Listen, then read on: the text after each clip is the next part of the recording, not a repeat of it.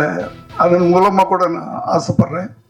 அந்த இயக்குனர் வெற்றி பெற வேண்டும். முதல்ல ஒரு இயக்குனர் அவர் வெற்றி பெற வேண்டும்னு ஆசைப்படுறேன். வெற்றி அடைஞ்சிட்டாருன்னு படம் பார்த்தவங்க சொன்னாங்க என்கிட்ட. ரொம்ப என்கரேஜ் பண்ணுங்க. Media please encourage him, please support him. இந்த படத்தை நல்லா எழுதி நல்ல சப்போர்ட் பண்ணி இந்த படம் பெரிய வெற்றி அடையிறது உங்க கையில தான் இருக்கு. அழகான ஒரு படம் கண்டிப்பா எடுத்திருக்காங்க. எனக்கு அந்த பாட்டு ரொம்ப பிடிச்சிருந்தது சார், அந்த திருவிழா பாட்டு. நம்ம எல்லாம் 9 ரூபா நோட்டமா நினைச்சவங்க எல்லாரும். அண்ணன் தான் சொன்னார், நான் ராத்திரி திடீர்னு முழிச்சேன், எனக்கு இந்த பேர் ஒலிச்சிச்சு காதுல, அப்படித்தான் அந்த பேர் வச்சேனாரு. எனக்கு என்ன பிடிச்சிருந்துச்சுன்னா, அதை நம்ம நம்புறோமோ இல்லையோ, தங்கர் பச்சை நம்புறாரு பாருங்க, இந்த பேர் எனக்கு காதுல ஒலிச்சிச்சு, அதை எல்லாரும் சொல்றாரு பாருங்க. அந்த நம்பிக்கை தான் ரொம்ப முக்கியம்.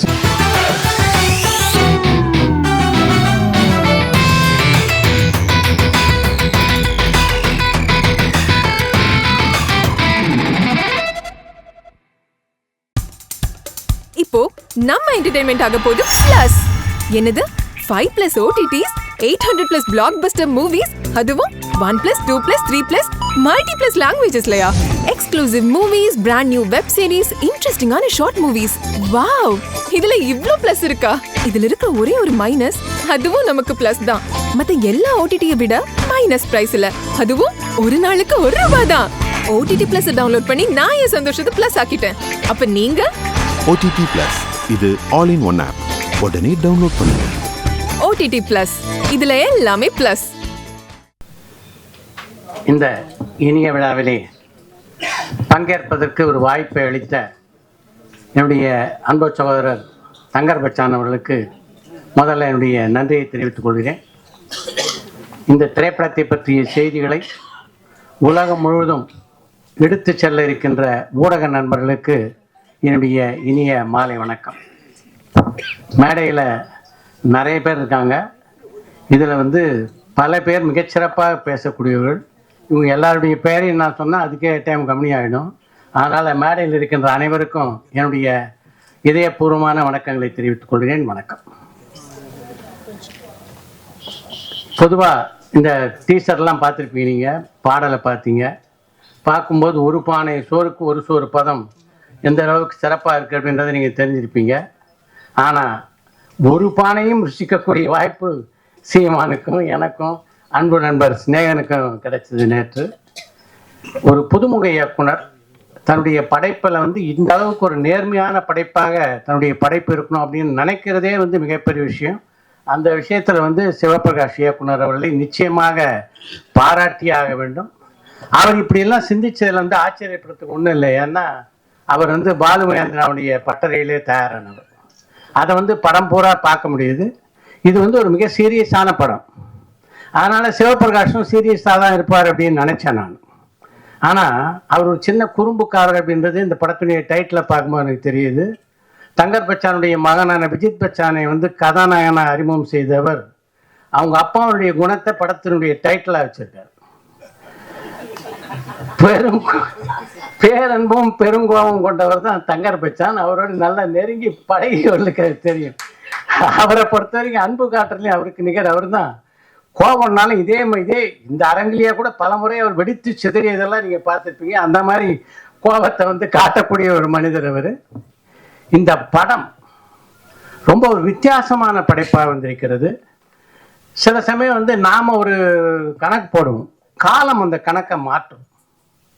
ஆக்சுவலாக விஜித் பச்சானை தங்கர் பச்சான் தான் அறிமுகப்படுத்துவதாக இருந்தார் அவர் ஒரு படத்தில். ஆனால் காலம் அதை மாற்றி இந்த படத்திலே அவர் அறிமுகம் செய்ய வைத்திருக்கிறது. அதுவே விஜித் பச்சானுடைய முதல் வெற்றியாக நான் பார்க்கிறேன். ஒரு புதுமுக நடிகருக்கு இப்படிப்பட்ட ஒரு கதாபாத்திரத்தில் இருக்கக்கூடிய வாய்ப்பு அமையறது இருக்குல்ல, அது ரொம்ப பெரிய விஷயம். அந்த வாய்ப்பை மிகச்சரியாக பயன்படுத்தி கொண்டிருக்கிறார் தங்கர் பச்சானுடைய அருந்தவ புதல்வர். ஏன்னா இது மாதிரி படத்தில் தான் முதல் படத்துக்கே ஒரு கடுமையான உழைப்பு தேவைப்பட்டது இந்த படத்தில். அதை முழுமையாக அவர் செலுத்தியிருக்காரு. அதே மாதிரி இந்த படத்தில் கதாநாயகன் நடித்த ஷாலியும் மிகச்சிறப்பாக நடிச்சிருக்காங்க. ஏன்னா இந்த இந்த புதுமுக நடிகளை பொறுத்த வரைக்கும், நடிகர்களை பொறுத்த வரைக்கும் முக்கியமான விஷயம் என்னன்னா, இந்த கதாபாத்திரம் இருக்கு அது வந்து உங்களை ஈர்க்க வேண்டும். அப்பதான் இந்த புதுமுகங்கள் வந்து உங்களுடைய மனதிலே பதிவார்கள். இப்ப பாண்டியனை வந்து மண்வாசனை படத்துல பாரதி ராஜா ஒப்பந்தம் செய்த போது நான் எந்த அளவு மிரண்டு போனேன் அப்படின்றத பத்தி இங்க இருக்கிற பத்திரிகை நம்மளுக்குலாம் நல்லா தெரியும். ஏன்னா அதை பத்தி நான் பலமுறை பேசியிருக்கேன். அதனால திரும்ப அதை பேச விரும்பல. ஏன்னா ஒரு வளையல் கடையில இருந்த பையன் பாண்டியன் தடால் ஒரு முறை பார்க்கிறார். பார்த்த உடனே இந்த பையனை கதாநாயகனா போடுறான்றார். அதுதான் இப்படி முதல் படம். யோசிச்சு பாருங்க. தொடர்ந்து படங்கள்லாம் எடுக்கணுன்ற கனவெல்லாம் போயிடுமோ அப்படின்னு நினைச்சேன் நான். ஆனால் அப்படிப்பட்ட பாண்டியன் அதற்கு பின்னாலே 85 படங்களிலே கதாநாயகன் நடித்தான் என்றால் அதுக்கு முக்கியமான காரணம் அந்த படத்திலே பாண்டியன் ஏற்றிருந்த வீரண்ணன் என்ற கதாபாத்திரம். அந்த வீரன் அப்படியே ஜனங்க மத்தியில் போய் பளிச்சுன்னு ஒட்டிட்டார். அதன் காரணமாக தான் பாண்டியன் அந்த அளவுக்கு வெற்றி பெற முடிந்தது. அப்படிப்பட்ட ஒரு கதாபாத்திரத்தை இந்த படத்துல வந்து விஜய் பச்சனுக்கு வந்து உருவாக்கி கொடுத்திருக்கிறார் இந்த படத்தின் இயக்குனர். அதுதான் முக்கியமான விஷயம். இது எல்லாத்துக்கும் மேல இந்த படத்துக்கு வந்து யார் இருந்தா சரியா இருக்கும் அப்படின்ட்டு மிக சரியாக நல்ல நல்ல நடிகர்களை தேர்ந்தெடுத்து போட்டிருக்காரு. ஒரு பக்கம் மயங்கோப்பி, இன்னொரு பக்கம் அருள்தாஸ் என்று என்னுடைய நண்பர்கள் பல பேர் இந்த படத்துல ரொம்ப சிறப்பா செஞ்சிருக்காங்க. எல்லாவற்றுக்கும் மேலாக தன்னுடைய குருநாதரை போலவே இளையராஜாவை இந்த படத்துக்கு கொண்டு வந்தார் பாருங்க. அது இன்னொரு புத்திசாலித்தனமான செய்கை. அவர் வந்து இளையராஜா வந்து ஒரு படத்துக்கு வந்து எப்படி உயிரூட்டுவார் அப்படின்றத காலம் காலமாக நம்ம எல்லாரும் பார்த்துட்டு இருக்கோம். அந்த பணியை இந்த படத்திலையும் அவர் செய்திருக்கிறார். நிறைவான ஒரு நிறைவான படமாக வந்திருக்கு. உங்கள் அனைவருக்கும் என்னுடைய இதயபூர்வமான வாழ்த்துக்களை பதிவு செய்து விடைபெறுகிறேன். நன்றி, வணக்கம். மேடையில் இருக்கின்ற நண்பர்களே, என் தம்பிகளே, உறவினர்களே, குறிப்பா தலைவர்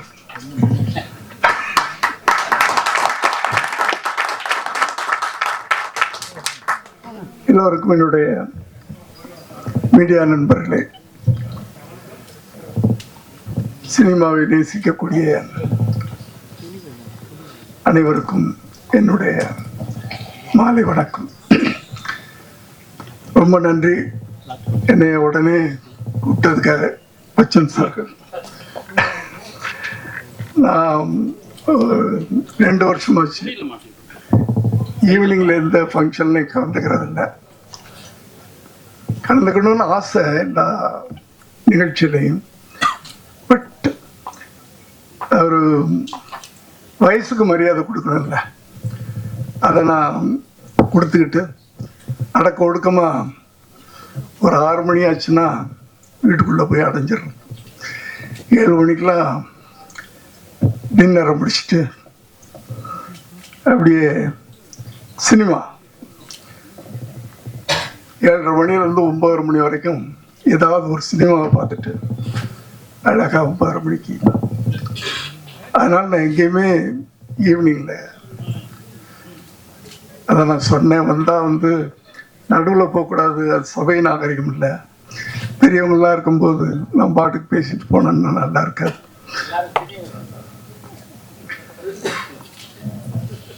நான் உயரத்தில் சொல்ல, பல விஷயங்கள் அதில் அடங்கியிருக்கு. என்னோட பெரியவங்களாம் இங்கே இருக்கிறாங்க. தலைவர்கள்லாம் இருக்கும்போது தொண்டர்கள் சின்னவங்க தாமா.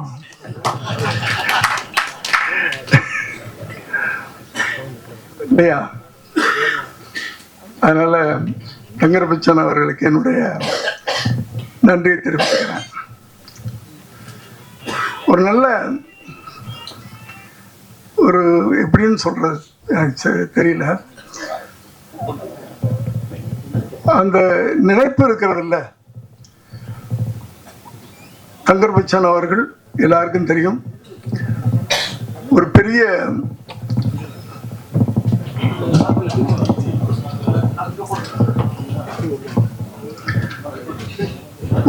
இயக்குனர்.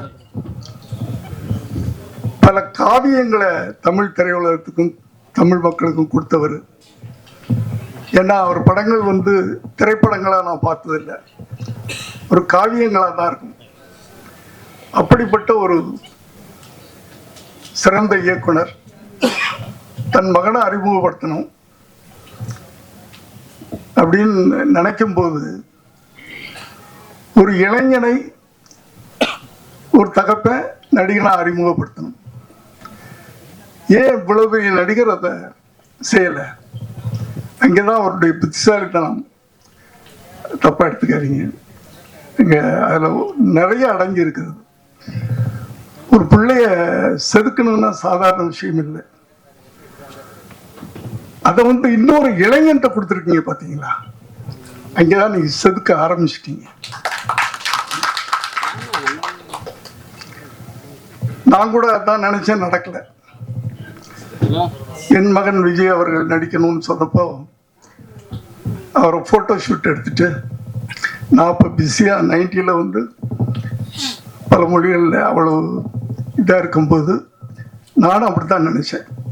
நம்மளே நம்ம பிள்ளையை அறிமுகப்படுத்தினா நல்லா இருக்காது.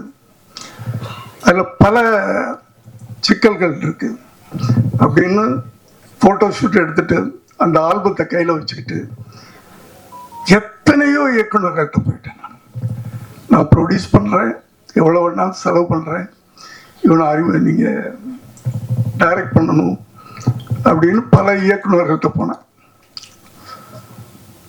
யாருமே, பல தயாரிப்பாளர்கிட்டலாம் போனேன். அப்போதான் கடைசியாக போய் நானும் என் மனைவியும் ஆர்பி சௌத்ரி சார்கிட்ட போகிறோம். ஏன்னா அவர் புது புது டெக்னீஷியன்லாம் உருவாக்குறவர் தைரியமா. அவர்கிட்ட போய் இதே வார்த்தை நானும் என் மனைவியும் போய் கேட்குறோம்.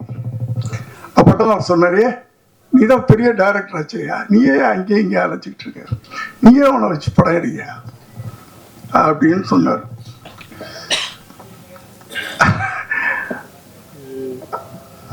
அதனாலதான் நான் கட்டாயமாக அவரை நானே வச்சு படம் எடுக்கக்கூடிய ஒரு சூழ்நிலை உருவாச்சு. ஆனா தங்கர் பச்சான் அவர்கள் ரொம்ப அழகான வேலையை பண்ணியிருக்கிறாரு. ஒரு இளைஞனை அறிமுகப்படுத்தணும், அந்த இளைஞர்கள் மத்தியில் போய் ஒரு நடிகனா பச்சக்குன்னு நெஞ்சில் நிற்கணும். அப்படின்னா இன்னொரு இளைஞன் அந்த இளைஞனை உருவாக்கணும் அப்படின்னு நினைச்சு அந்த பொறுப்பை கொடுத்துருக்கிறாரு. அவரு பாலுமகேந்திரா அவருடைய பெற்றடையில் பட்டை தீட்டப்பட்டவர் அப்படின்னு சொல்றாங்க. எனக்கு அவர் பழக்கம் இல்லை. இருந்தாலும் அவர் இந்த படத்தின் மூலம் முதல்ல ஒரு இயக்குனராக, ஒரு இயக்குனர் சங்கத்தில் அதன் மூலமா கூட நான் ஆசைப்படுறேன், அந்த இயக்குனர் வெற்றி பெற வேண்டும். முதல்ல ஒரு இயக்குனர் அவர் வெற்றி பெற வேண்டும்னு ஆசைப்படுறேன். வெற்றி அடைஞ்சிட்டாருன்னு படம் பார்த்தவங்க சொன்னாங்க என்கிட்ட. ரொம்ப ரொம்ப அழகா அந்த படத்தை பண்ணியிருக்காருன்னு சொன்னாங்க. கேள்விப்படும் போதே சந்தோஷமா இருந்துச்சு. அடுத்து ஹீரோ, அதாவது ஒரு தகப்பனுடைய கனவு, தான் பிள்ளை அப்படி வரணும் இப்படி வரணும். ஆனால் இவர் தன் பிள்ளையோடைய கனவை நிறைவேற்றுறதுக்காக இந்த ஒரு ப்ராஜெக்டை அவர் ஆரம்பிச்சு பண்ணியிருக்கிறாரு. அவருக்கு என்னுடைய வாழ்த்துக்களை தெரிவிச்சுக்கிறேன். அந்த தம்பி இந்த திரையுலகத்தில் ஒரு பெரிய கலைஞராக வரணும், உருவாகணும் அப்படின்னு நான் வாழ்த்துறேன். மற்றபடி இதில் சப்போர்ட்டிங் கேரக்டர்ஸ் அப்படின்னு சொன்னால் நிறைய பேர் இருக்காங்க. ரொம்ப அழகாக எல்லாரையுமே புதுமுகம் போடாமல் சப்போர்ட்டிங் தான் ரொம்ப முக்கியம். ஒருத்தனை தூக்கி நிறுத்தணும்னா பக்கத்தில் இருக்கவங்களாம் சேர்ந்தானே தூக்கி நிறுத்தணும். அப்படி ஒரு கனமான கதாபாத்திரங்களை மையப்படுத்தி அப்படி அதை ஏற்று நடிக்கக்கூடிய சிறந்த நடிகர்களை எல்லாம் கூட நடிக்க வச்சிருக்கிறாரு. எல்லோருக்கும் என்னுடைய வாழ்த்துக்கள். பேரன்பும் பெருங்கோபம், அதுலேயே கதை, அன்பு காட்டுறவனுக்கு நான் அடிமையா இருப்பேன், அடக்க நினைச்சா என் கோபத்தை யாராலும் அடக்க முடியாது. அதானே? கரெக்ட் தானே? கதையை சொல்லிட்டார் அந்த டைட்டில். என்னுடைய ஃபார்முலா தான் அது. என்னுடைய ஃபார்முலா, என்னுடைய குணாதிசயம். நாங்கள்லாம் வந்து ஒரே குணாதிசயங்கள் கொண்டாடுங்க தான். அன்புக்கு அடிமையா இருப்போம், அடக்கணும்னு நினைச்சா அவ்வளவுதான். எங்க கோபத்தை எங்களாலே அடக்க முடியாது இல்லையா? அப்படியே இருந்தா அப்படியே ஜெயிச்சிட்டோம். அது ஒரு விஷயம். ஸோ இந்த படக்குழுவினரையும் சம்பந்தப்பட்ட அத்தனை பேரையும் நான் மனதார வாழ்த்துறேன். இந்த படம் ஒரு பெரிய வெற்றி அடையணும். ஏன்னா சின்ன படங்கள் தான், சிறு முதலீட்டு படங்கள் தான் ஓடணும். அதுக்கு என்ன பண்றதுன்னு தான் தெரியாம தவிச்சுக்கிட்டு இருக்கோம். திரையுலகமே திகழ்ச்சி போய் நின்றுகிட்டு இருக்கு. அதுலேயும் ஒரு மெசேஜ், நீங்க தங்கர் பச்சான் சார் எடுத்துக்கிட்டீங்கன்னா அவருடைய படங்கள்ல எல்லாம் ஆணித்தரமான ஒரு அழகான ஒரு செய்தியை சொல்லுவார். மெசேஜ் சும்மா எடுத்துட மாட்டார். கத்தி, ரத்தம், வெட்டு, குத்து, அது அவருக்கு தெரியாதது. காவியங்கள், அவர் இந்த படத்தை வழங்குறாரு அப்படின்னு சொன்னா அதுலயும் அதுவும் ஒரு காவியமாகத்தான் இருக்கும் அப்படின்னு நான் நம்புறேன். நான்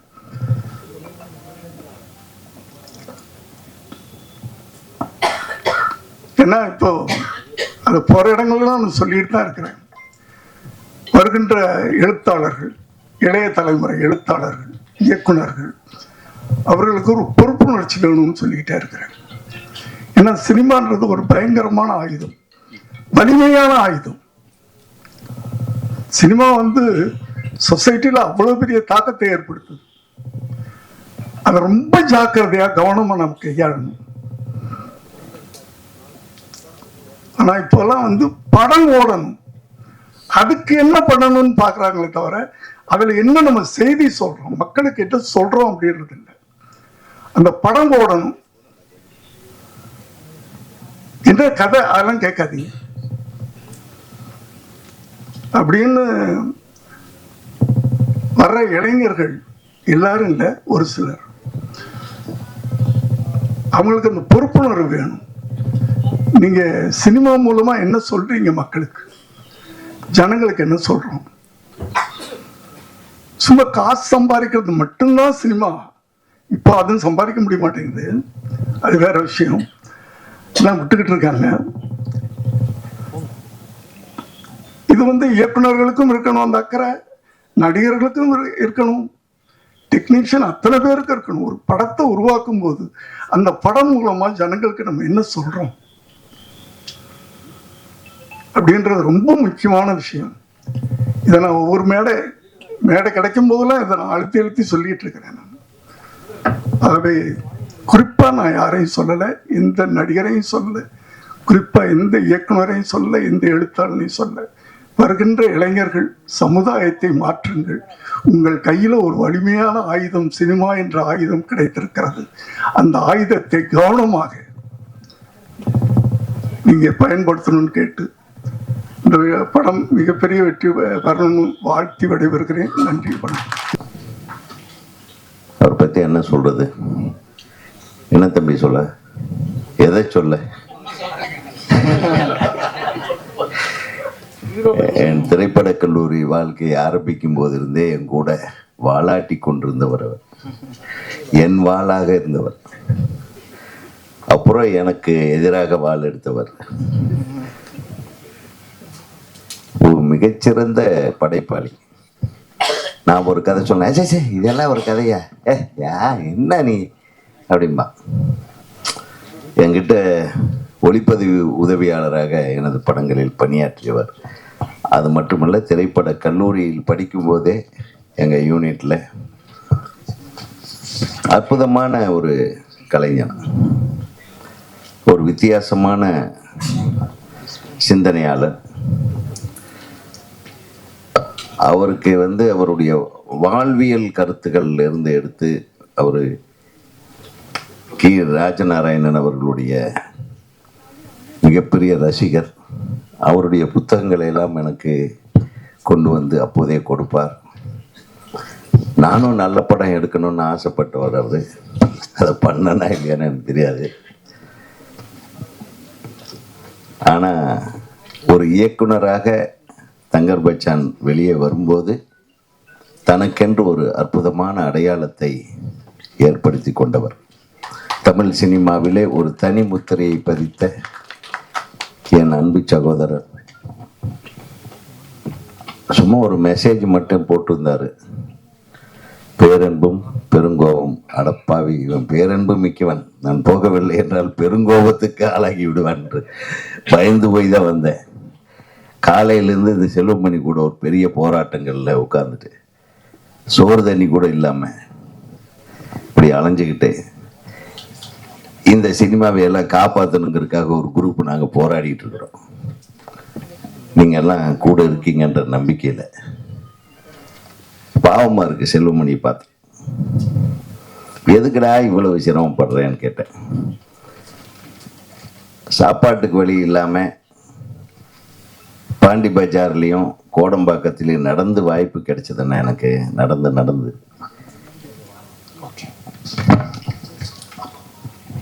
நடந்து போனால் ஒரு டீ சாப்பிட்லாமேன்றதுக்காக பஸ்ஸில் போகாமல் நடந்து போய் டீ சாப்பிட்டு வந்தேன். எனக்கு இந்த திரையுலகம் ஒரு மிகப்பெரிய அடையாளத்தை எனக்கு கொடுத்தது. அந்த திரையுலகத்துக்கு நாம் ஏதாச்சும் செய்யணுன்றதுக்காக தானே இன்னைக்கு வரையிலும் போராடுறேன். இன்றைக்கு சிறந்த படைப்பாளிகள் இருக்கிறார்கள், வருகிறார்கள், இல்லை என்று சொல்வதற்கில்லை. ஆனால் அந்த படைப்பாளிகளை விட மிகச்சிறந்த வியாபாரிகள் வந்து அந்த படைப்புகளை கெடுத்து கொண்டிருக்கிறார்கள். என்னைக்கு இந்த கார்பரேட் உள்ள வந்ததோ அன்னையிலிருந்து பர்மிட்டேஷன் காம்பினேஷன் சொல்றாங்க இல்லையா, இந்த ஆளு, இந்த டைரக்டர், இந்த படம், அது கதை இருக்கா இல்லையான்னு தெரியாது, ஒரு வியாபாரம் முடிச்சுட்டு அடுத்தது அனௌன்ஸ்மெண்ட், இப்படி ஆயிடுச்சு. அந்த காலத்தில் இப்போ விளக்கமாக சொல்லணும்னா நம்ம சித்ரா லட்சுமணன் சாரோட சேனலை பார்த்தா போதும், நிறைய வரலாறுகள் தெரியுது.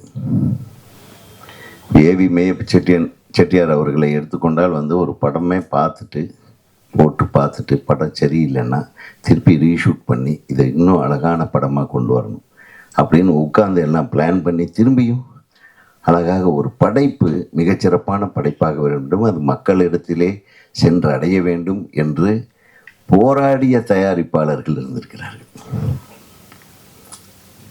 அந்த இயக்குனர்கள் அந்த மாதிரியான தயாரிப்பாளர்கள் கிடைப்பதற்கு என்ன தவம் செய்திருந்தார்களோ தெரியவில்லை.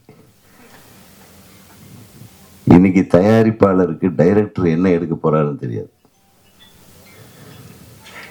நடிகர்களும் டைரக்டர்களும் சில டைம்ல கோத்துக்கிறாங்க. நெட் ரிசல்ட் என்னன்னு ஜனங்களுக்கு தான் தெரியும். கடைசியில ஒரே படம் மாதிரி 10 படம் வெளியே வருது. இந்த காலத்துல கஷ்டமா இருக்கு படம் பார்க்கும்போது. வாழ்வியலை மறந்து விட்டோம், நமது அழகியலை மறந்து விட்டோம். நீங்க படத்தை பார்த்தீங்கன்னா இந்த அழகியல்னு ஒண்ணே இப்ப வர்றதில்லை. இந்த பொயட்டிக் நேரேஷன் சொல்லுவாங்களே, அந்த மாதிரி அட்லீஸ்ட் நம்ம எல்லாம் படம் எடுக்கும்போது கூட ஒரு 4 சீனாவது கவிதை மாதிரி எடுக்கணும்னு நினைப்போம். அப்பவே சொன்னேன், சார் இதெல்லாம் போர் அடிக்கும்பாங்க. அதையும் மீறி அதை போர் அடிக்காம எப்படி எடுக்கிறதுன்னு முயற்சி பண்ணுவோம். இப்போ அதுக்கெல்லாம் அவசியமே இல்லை. பெரிய பெரிய ஆயுதங்களா இருக்குது. நம்ம கண்ணிலையும் கற்பனையிலையும் பார்த்துருக்க முடியாத ஆயுதங்கள்ல குண்டுக வெளியே வருது. அது எதுக்கு வருது, யாரை போடுது, எதுக்காக, இந்த மாதிரி எல்லாமே எங்கேயா விதவிதமான துப்பாக்கிகள் இப்போ நம்ம பார்க்குறோம். நீங்கள் எப்பாச்சும் கையில் எங்கேயாச்சும் வெளியே யதார்த்த வாழ்க்கையில் பார்த்துருக்கீங்களா? இந்த மாதிரி யதார்த்தம் இல்லாத துப்பாக்கிகளுக்கும் பீரங்கிகளையும் கையில் எடுத்துட்டு போராடுற ஹீரோக்களாக ரஜினியும் கமலும் மாறிவிட்டார்கள் என்பதுதான் கொடுமை. எப்படி சினிமா நல்லா இருக்கும் சொல்லுங்க? தரமான படங்களிலே நடித்து பெயர் வாங்கி தரமான இயக்குனர்களோடு கைகோர்த்து தரமான தயாரிப்பாளர்களுடைய கை சேர்த்து மிகப்பெரிய வெற்றி படங்களை தன்னை அடையாளப்படுத்தி கொண்ட ஹீரோக்கள் எல்லாம் இன்னைக்கு என்ன மாதிரி படத்தில் நடிக்கிறாங்க. கைத்தட்டுங்க, இதுக்கு தான் கைத்தட்டணும்.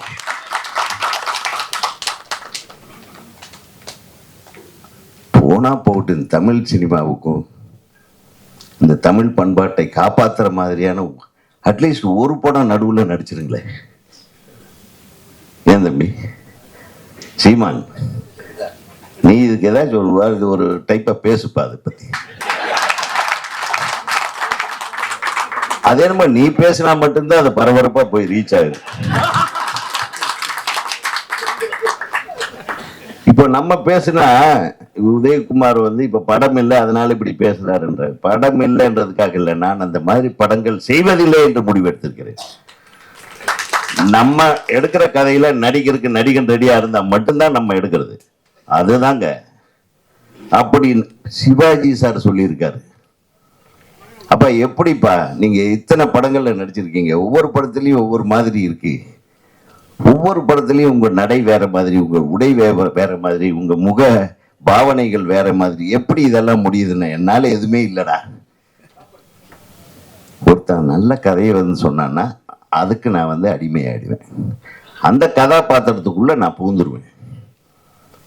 இப்ப இருக்கிற நடிகர்கள் என்ன பண்றாங்க, ஒரு படம் அந்த சொன்னனே நம்ம கண்ணிலேயே பார்த்துருக்காத பீரங்கி மாதிரி கையில் எடுத்துட்டு சுடுறாங்க இல்லையா, அதை சுட்டு அதை ஜெயிச்சிருச்சுன்னா அதே மாதிரி பீரங்கி தூக்கிட்டு அதே மாதிரி கதைகளை பண்ண சொல்றாங்க. சிவாஜி சொன்னாரு, நான் 150 படங்கள் நடித்திருந்தாலும் என்னுடைய ஒரு படத்தில் எடுத்த க்ளோஸ்அப் இன்னொரு படத்தில் யூஸ் பண்ண முடியாது. இன்றைக்கு இருக்கிற நிறைய ஹீரோக்களுடைய முகத்தை, இந்த முகத்தை எடுத்து எந்த படத்தில் வேணாலும் ஒட்டிக்கலாம். ஒரு வித்தியாசம், படத்துக்கு படம் எப்படி வித்தியாசம் வரும், படத்துக்கு படம் ஒரு நல்ல டைரக்டர்களை மாற்றி மாற்றி அந்த டைரக்டர் என்ன சொல்றானோன்னு கேட்டு நீங்க நடிச்சீங்கன்னா அந்த இயக்குனருடைய படைப்பு திறனிலிருந்து வெளிவருகின்ற கதாபாத்திரம் வேற மாதிரி இருக்கும்.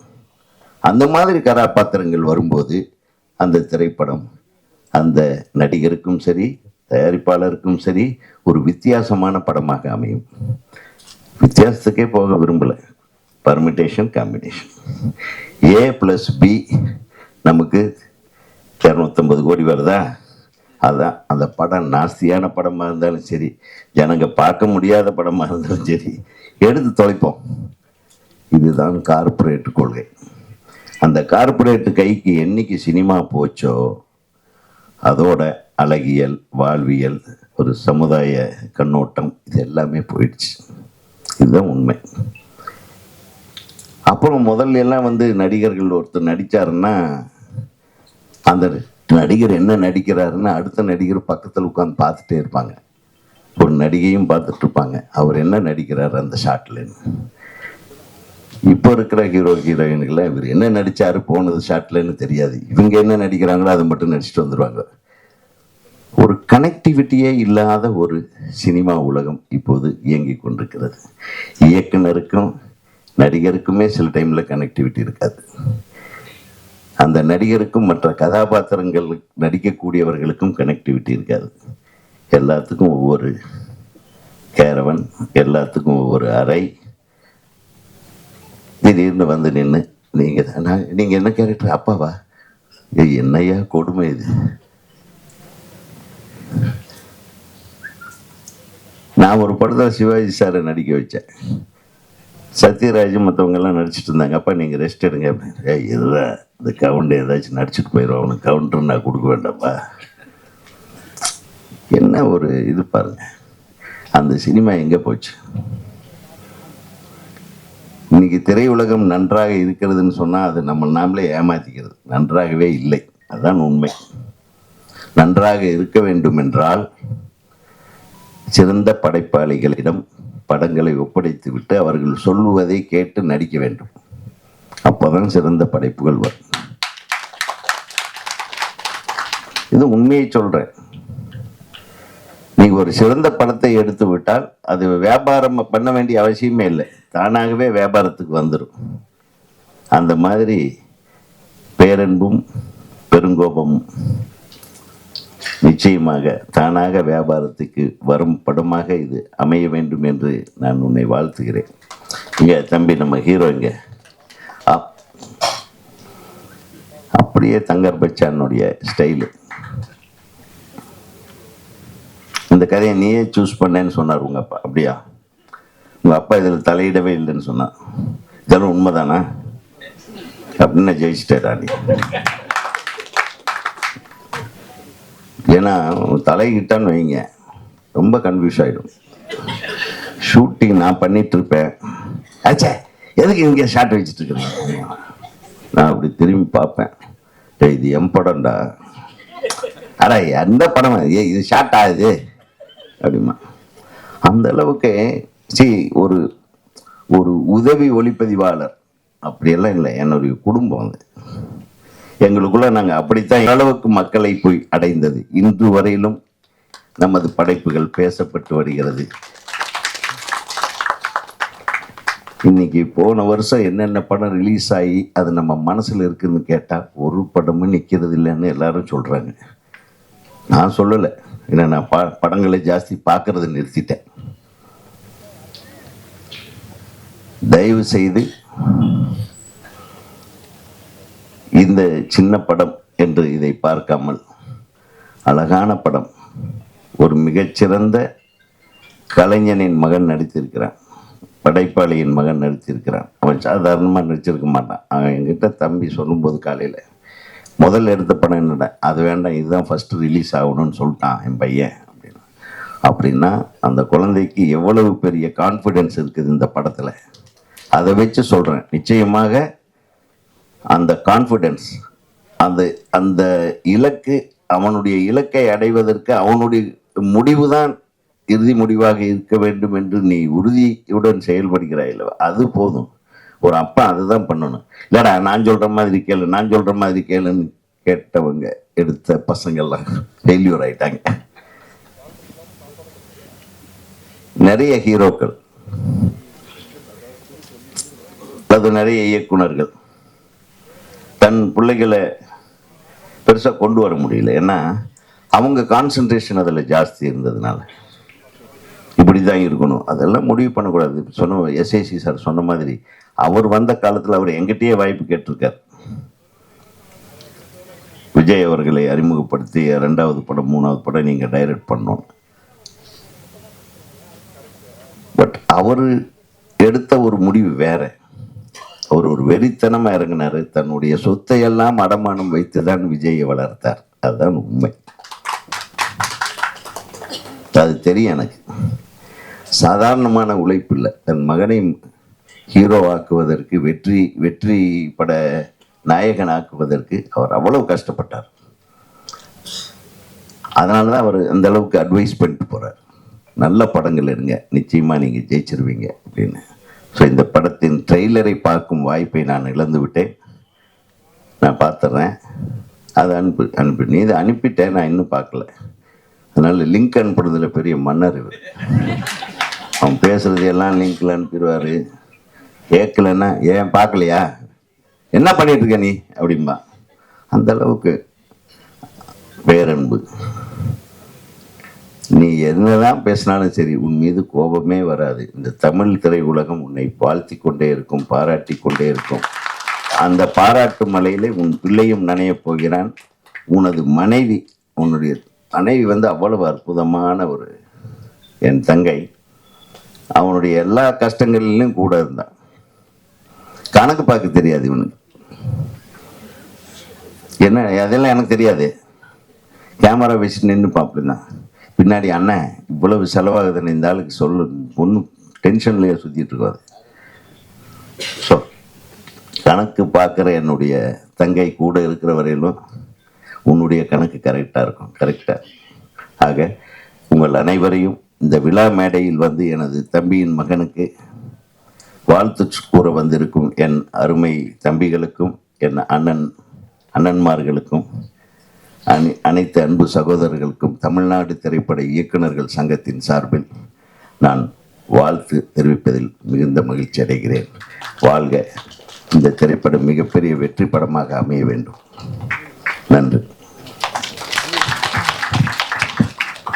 படக்குழு மேல ஒரு பேர் அன்பையும் தமிழ் சினிமா மேல இங்கே மேல இருக்க எல்லா மக்களும் ஒரு பேச்சை கேட்க தான் உட்காந்துருக்கேன். அவங்க என்ன பேசுவாங்க, எப்படி பேசுவாங்க, எவ்வளவு அழகா பேசுவாங்க என்பது நல்லா தெரியும். இந்த படத்துல ஒரு நல்ல ஒரு வாய்ப்பு, அந்த வாய்ப்புக்கான காரணம் கண்ணண்ணா ஒரு மூலியமா தான் இந்த படம் கிடைச்சது எனக்கு. அதுக்கு பெரிய நன்றி கண்ணண்ணா. நான் நன்றி சொல்ல மறந்துடுவேன், அதனால முதல்ல நன்றி சொல்லிக்கிறேன்.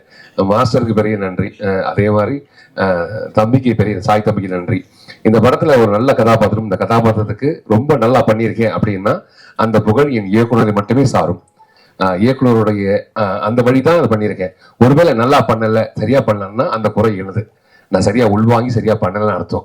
இந்த கதை ரொம்ப அழகான கதை, ரொம்ப நேர்த்தியான கதை, எல்லாரும் அவ்வளவு உணர்வுபூர்வமாக நடிச்சிருக்க படம் ஒரு படம். இது நிறைய விஷயங்கள் எனக்கு புதுசாக இருந்துச்சு, இப்படிலாம் நடக்குமா அப்படின்னு. ஏன்னா நான் சிட்டிலே பிறந்த சென்னையிலே பிறந்த சென்னையில் வந்த மாதிரி பையன் நான். எனக்கு இப்படிலாம் இருக்குமோ கூட தெரியாது அப்படிங்கிற ஒரு விஷயத்த இயக்குனர் சொல்லும் போது காதில் சொல்லிட்டு போவார், இதுதான் கதை, இப்படித்தான் பண்ணும், அதிகமாக சத்தம் போடாத கோப்பேன்னா என்ன அப்படி இருக்கும் அப்படின்றது படத்துல ரொம்ப அழகா தெளிவா நிதானத்தோட ரொம்ப அழகா சொல்லியிருக்காரு. அதுக்கு பெரிய வாழ்த்துக்கள். இந்த படத்துல எல்லாருமே சிறந்த நடிகர்கள், அவங்க கூட நானும் இருந்ததுக்கு பெரிய சந்தோஷம். நான் படிச்ச கல்லூரியில ஏன்னா நான் கேட்டு வளர்ந்த பாடல் எல்லாமே இளையராஜா ஐயாவோட பாட்டு தான் கேட்டு வளர்ந்துருக்கேன். எனக்கு இளையராஜாவை ரொம்ப பிடிக்கும். அவரை நாங்க எந்த பாட்டு கேட்டாலும் அவரை மாதிரி நாங்க மாறிடுவோம். என்னைக்காவது ஒரு நாளைக்கு அவருடைய இசையில ஏதாவது ஒரு சின்ன சீன் நடிச்சிட மாட்டோமா அப்படி ஒரு பெரிய ஆசை இருந்தது. நான் ஒரு படம் நடிச்சு முடிச்ச பிறகு அந்த படத்துல ஐயா தான் மியூசிக் வாசித்தாங்க. அதுல சொன்ன அந்த சீன்ல ஆர்ஆரை வரான்ட்டாரு. ஐயோ போச்சே அப்படின்னு நினைச்சோம். நம்ம நினைச்ச ஒரே ஒரு சீன், அந்த சீன்ல எங்காவது சைலண்டா இருக்கட்டும், அதுல ஆர்ஆர் போட வேணான்ட்டாங்க. போச்சு, அந்த காலகட்டம் போச்சு. அதுக்கப்புறம் சினேகன் ஐயா வீட்டுக்கு கூட்டு போய் ஐயா பார்க்க வச்சு ரொம்ப நேரம் பேசியிருந்தோம். அந்த புகழும் சந்தோஷம் சினேகன் ஐயாவை செய்கிறோம். அது உறவு, அழகான உறவு. அந்த உறவு என்ன சொல்லிச்சு அப்படின்னா, வா போலாங்க ஐயா அப்படின்னு சொல்லி கூட்டு போய் உட்கார வச்சு பேச வச்சாங்க. அவர்கிட்ட நிறைய கத்துக்கிட்டு பார்த்துக்கிட்டு ரசிச்ச காலங்கள். இன்னைக்கு நான் ஒரு கதாபாத்திரம், சின்ன கதாபாத்திரம் நடிச்சதுல அதுல ஐயா வாசிச்சிருக்காங்க, அவரோட வயலின் பேசியிருக்கு, அவரோட நோட்ஸ் பேசியிருக்கு. அது பெரிய சந்தோஷம், நான் பெற்ற பெரிய இன்பம், இது பெரிய பாக்கியம். அந்த பாக்கியத்துக்கு எல்லா புகழும் என் இயக்குனரை மட்டுமே சாரும். இந்த இயக்குனருக்கு பெரிய வாழ்த்துக்கள், மேன்மக்கள் அனைவருக்கும் பெரிய வாழ்த்துக்கள். நான் பேசின வார்த்தைகள் யார் மனசை தெரிஞ்சோ தெரியாமலோ புண்படுத்திருந்தால் அது பெரிய மன்னிப்பு. வாழ்க பல்லாண்டு, வாழ்க பலப்புடன். மறக்காம இந்த படத்தை தியேட்டர் போய் படம் பாருங்க. உங்களோட பெரிய ஆதரவுக்கு முதல் எடுத்துக்காட்டு உங்க கைத்தட்டல் மட்டுமே. வாழ்த்துக்கள். பேரன்பும் பெருங்கோபமும் என்ற ஒற்றை சிந்தனையோடு ஒத்த சிந்தனை உள்ளவர்கள் எல்லாம் ஒருங்கிணைந்த மேடையை அந்த மேடையை நான் பார்க்குறேன். அண்ணன் சித்ரா லட்சுமணன் சொன்ன மாதிரி நேற்று படத்தை பார்க்குற வாய்ப்பு அண்ணன் சீமான் அவர்களோடு அமர்ந்து அந்த படத்தை பார்க்குற வாய்ப்பு கிடைச்சிச்சு. அதுக்கு நம்முடைய மூத்த அண்ணன் தங்கர் பச்சன் அவர்களுக்கு தான் நன்றி சொல்லணும். ஏன்னா படத்தை பார்த்தோம், ரொம்ப அழகான படம். நிறைய நேரத்தை நான் எடுத்துக்க விரும்பலை. காலகாலமாக மானுட ஜாதியே வேண்டான்னு சொல்லிட்டு இருக்கிற ஒரு மானுட ஜாதி தொடர்ந்து ஒரு யுத்தத்தை நடத்திக்கிட்டே இருக்கு. அவனவன் ஜாதியை அவனவன் கொண்டாடினாலும் பொதுவெளியில் ஜாதிக்கு எதிரானவன் போல தன்னை சித்தரித்துக் கொள்வதில் எல்லாம் முனைப்பாக இருக்கிறான். அந்த முனைப்பில் 1% உண்மையாக இருந்தால் இந்நேரம் ஒரு மிகப்பெரிய தீர்வு கிடைத்துவிடும் அப்படிங்கிற ஒரு மிகப்பெரிய ஆதங்கம் எல்லா படைப்பாளர்களுக்குள்ளேயுமே இருக்கு. அந்த ஒரு பெரிய யுத்தத்துடைய தொடர்ச்சியாகத்தான் நான் பேரன்பையும் பெரும் கோபத்தையும் பார்க்கிறேன். அடுத்தடுத்த கடத்துக்கு பலது ஆயுதங்கள் இல்லாமல் சிந்தனை என்கின்ற வலுவான ஆயுதத்தோடு இந்த யுத்தத்தை தொடர்ந்து படைப்பாளிகளும் படைப்புகளும் சிந்தனையாளர்களும் சமூக சிந்தனையாளர்களும் எடுத்துக்கொண்டு நகர்ந்து கொண்டே போகிறார்கள். அதனுடைய அடுத்த கட்ட ஒரு மிகப்பெரிய நகர்தலாக இந்த படம் இருக்கிறது. ஜாதிக்கு எதிரான படம் தான், ஆனால் அது எங்கே போய் முடியும் அப்படிங்கிற காலப்போக்கில் இது ஒரு மிகப்பெரிய ஜன்னலையோ ஒரு பெரிய வாசலையோ திறந்திருக்கிறது என்ற நம்பிக்கை இருக்கிறது. எந்த மேடையில நான் ரொம்ப விரும்புறதுன்னா, தினந்தோறும் அண்ணனுடைய பேச்சை கேட்டுக்கிட்டே இருந்தாலும் இந்த மாதிரி மேடைகள்ல தான் அண்ணனுடைய குரல் ரொம்ப அழுத்தமா இருக்கணும் அப்படிங்கிறதுனால என்னுடைய நேரத்தையும் அண்ணன் சீமான் அவர்களுக்கு கொடுத்து நடித்த அத்தனை பேருக்கும் அற்புதமா பண்ணியிருக்காங்க. அழகா வேலை வாங்கியிருக்கீங்க. எப்பவுமே ஒரு வலுவான சிந்தனைக்கு பிரம்மாண்டம் தேவையில்லை என்ற அழுத்தமா ஒரு விஷயத்த சொல்லலாம். அது போல இந்த வலுவான படத்திற்கு பிரம்மாண்டம் தேவையில்லை என்றாலும் நம்மளுடைய பிரியங்கள் தேவைப்படுகிறது. உங்கள் பிரியத்தால் இந்த படம் வெற்றி பெறட்டும். நன்றி, வணக்கம், வாழ்த்துக்கள். சிவப்பிரகாசம் முதல் திரைப்படம் அவருக்கு, என்னுடைய நண்பர். இந்த திரைப்படம் சில திரைப்படங்கள் வெற்றி அடையும் போது வியாபார ரீதியாக சினிமா நல்லா இருக்கும். ஒரு படைப்பாளனா சிவப்பிரகாசம் மாதிரியான இயக்குநர்கள் தமிழ் சினிமாவில் வெற்றி அடையும் போது தமிழ் சினிமாவுக்கே ஒரு பெரிய அங்கீகாரம் கிடைக்கும் நான் நம்புறேன். நான் மகானில் பாண்டியநாடு திரைப்படங்கள் நான் ரிவெஞ்ச் ஸ்டோரி பண்ணியிருந்தாலும் இந்த படத்துடைய ரிவெஞ்ச் ஸ்டோரி கிளைமேக்ஸ் என்னை ஒரு மாதிரி ஷேக் ஆக்கிருச்சு. ஏன்னா அந்த படத்துடைய கிளைமேக்ஸ் வந்து இதுவரையும் நான் அப்படி ஒரு கிளைமேக்ஸை பார்த்ததே கிடையாது, அப்படி ஒரு கண்டென்ட்டை நான் பார்த்ததே கிடையாது. நிச்சயமாக இந்த திரைப்படத்துடைய கிளைமேக்ஸ் மிகப்பெரிய அளவுக்கு சோசியல் மீடியாவில் பேசப்படும், மிகப்பெரிய அளவுக்கு ஒரு வெற்றிக்கு அந்த கிளைமேக்ஸ் ஒரு காரணமாக இருக்கும் நான் ரொம்ப பிலீவ் பண்ணுறேன். என்னுடைய நண்பர் சிவபிரகாசத்துக்கு என்னுடைய வாழ்த்துக்கள் முதல்ல தெரிவிச்சுக்கிறேன். இளையராஜா சார் அவரோட அழகு சாமி குதிரையை ஒர்க் பண்ணியிருக்கேன். அவரை பற்றி இந்த படத்துக்கு வந்து இந்த போஸ்டர் இந்த டிசைன் பண்ண அந்த தம்பிக்கு வாழ்த்துக்கள். இந்த படத்தில் வரக்கூடிய அந்த நெருப்பு ஒரு இடத்துல வரும், அந்த இடத்துக்கு ஒரு கிளைமேக்ஸில் ஒரு அந்த பர்டிகுலர் அந்த ப்ரீ கிளைமேக்ஸில் ஒரு ரீரெக்கார்டிங் பண்ணியிருப்பாரு. அமேசிங்கான ரீரெக்கார்டிங், அந்த இடத்தவே வந்து என்ஹான்ஸ் பண்ணி கொண்டு போச்சு. ஸோ அப்படியான ஒரு ரீரெக்கார்டிங் அந்த படம், அது வந்து ராஜா சாரால் மட்டும்தான் முடியும். மிகப்பெரிய ஒரு உயிரோட்டமாக ஒரு எமோஷனலான ஒரு கண்டென்ட்டாக இருந்துச்சு. ஸோ இளையராஜா சார் வந்து இந்த படத்துக்கு மிகப்பெரிய பலம். டிஓபி தினேஷ், நான் அசிஸ்டன்ட் ரைட்டராக இருக்கும்போது அவரும் அசிஸ்டன்ட் கேமராமேனாக வாழ்க்கையை ஸ்டார்ட் பண்ணோம். ஸோ தினேஷ் இந்த படத்தில் வந்து ஒரு கேரளாவில் ஒரு லவ் எபிசோடு வரும், ஃப்ளாஷ்பேக் போர்ஷன்ஸ் அமேசிங்காக இருக்கும் அதோடைய லவ் போர்ஷன்ஸ். ஸோ டிஓபிக்கு என்னுடைய வாழ்த்துக்களை தெரிவிச்சுக்கிறேன். தங்கர்பச்சன் சார் வந்து நான் அவர் டைரக்டராக இருக்கும்போது, அவர் குட்டி பையனாக இருக்கும்போது அவருடைய சின்ன வயசில் ஒரு ஆக்டிவிட்டிஸ் எல்லாம் வீடியோ எடுத்து அவர் நிறைய சேகரித்து வச்சுட்டு இருந்தார் அப்படின்னு நான் படித்தேன். ஸோ அப்போ இருந்தே வந்து அவர் முடிவு பண்ணிட்டார் இந்த பையன் ஹீரோ தான். ஸோ அவருடைய கனவு இந்த இடத்துல நிறைவேறி இருக்குது. ஒரு முதல் திரைப்படத்துல ஒரு ஹீரோவுக்கு இவ்வளோ வலுவான கதாபாத்திரம் கிடைக்கிறது ரொம்ப ரொம்ப அரிது. ஏன்னா வந்து ஒரு 20 வயசு பையனாகவும் நடிக்கணும், அதே டயத்தில் ஒரு 50 வயசு வயதானவராகவும் நடிக்கணும். அப்படியான ஒரு 2 மாறுபட்ட கதாபாத்திரங்கள், 2 கதாபாத்திரத்தையுமே ரொம்ப உள்வாங்கி அந்த எமோஷனை ரொம்ப சரியா வெளிப்படுத்தியிருக்காரு. ஹீரோ தம்பிக்கும் என்னுடைய வாழ்த்துக்கள். தம்பி தமிழ்ல பேர் விடா வாய்க்குள்ள வர மாட்டேங்குது.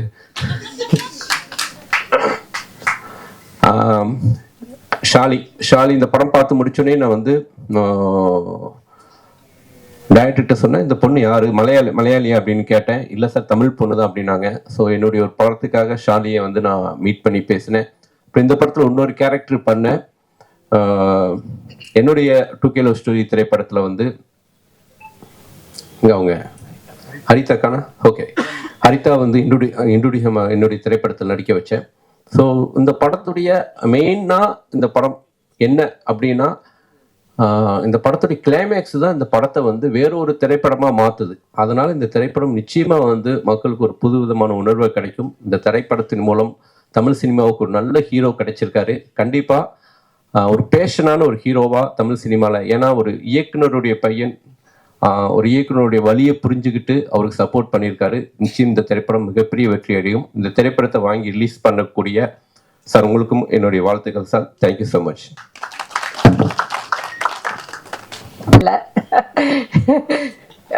Master minds, master thinkers, writers, poet, கலைஞர்கள் அனைவரும் இங்கே இருக்காங்க. இந்த மேடையை பார்க்கும்போது எனக்கு என்னோட ஃபர்ஸ்ட் படம் ஆரோகணம் தான் ஞாபகம் வருது. அன்னைக்கு அங்கே பாலச்சந்தர் சார் இருந்தார், பாரதிராஜா சார் இருந்தார், பாலு மகேந்திரா சார் இருந்தார்.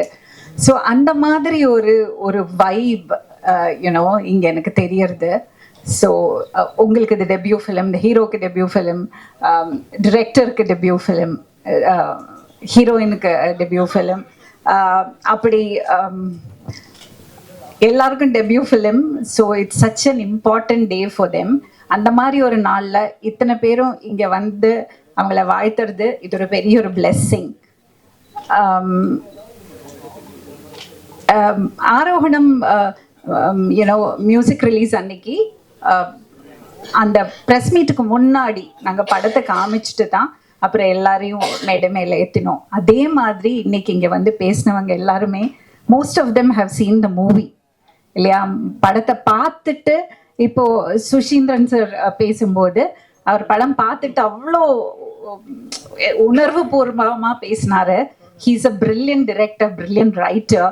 இப்போ அவர் வந்து எனக்கு கிளைமேக்ஸ் வந்து இவ்வளோ தூரம் யூனோ ஒரு தாக்கத்தை ஏற்படுத்திட்டுன்னு சொல்லும்போது நமக்கு அது நிஜமாவே இந்த படத்தை பார்க்கணும்னு தோணுறது. ஸோ இந்த மாதிரி ஒரு மியூசிக் ரிலீஸ்க்கு முன்னாடி படத்தை காமிச்சிட்டு அவங்க பேசும்போது யூனோ பிலீவபிளாக இருக்கு. அது ஒரு பெரிய ஒரு கான்ஃபிடென்ஸ், அது டிரெக்டரோடும் ப்ரொடியூசரோடும் கான்ஃபிடென்ஸ் நினைக்கிறேன் நான் அது. அண்ட் இந்த டீமுக்கு நான் என்ன சொல்ல விரும்புகிறேன்னா, இந்த ஜேர்னியே வந்து இதில் நம்ம ஜெயிப்போம், அதுக்கப்புறம் நம்ம நினச்ச நம்ம எக்ஸ்பெக்ட் பண்ணது வராமல் இருக்கலாம், அதை விட பெருசாக வரலாம், இந்த மாதிரி எல்லாம் நடக்கும். But the journey it self is so beautiful. அந்த பயணமே அவ்வளோ அழகானது. அண்ட் சினிமாவில் வந்து நம்ம அந்த உழைப்பையும் அந்த அந்த அந்த ஒரு பேஷனும் இருந்தால் நம்மளை ஏமாத்தாது. நம்ம 1% போட்டோம்னா அது 100% நமக்கு திரும்பி வரும். 1% ஹார்ட் ஒர்க் போட்டோம்னா, நம்ம சின்சியராக இருந்தோம்னா அது 100% நமக்கு ரிவார்டிங்காக இருக்கும். அந்த 1% இன்சின்சியரிட்டி காமிச்சோம்னா அதே மாதிரி 100% நமக்கு திருப்பி அடிக்கும். அதுதான் சினிமா. ஸோ அதுதான் என்னோட அண்டர்ஸ்டாண்டிங். ஸோ எனக்கு எல்லாரும் இங்கே உட்காந்து எல்லாரையும் பார்க்கும்போது இந்த படம் ஒரு பெரிய வெற்றி படமாக அமையும்னு ஒரு தாட் வருது. சொல்லுவாங்க இல்லையா, ஒரு நொஸ்டால்ஜியா, அந்த மாதிரி ஒரு நொஸ்டால்ஜியா ஃபீல் ஆகிறது.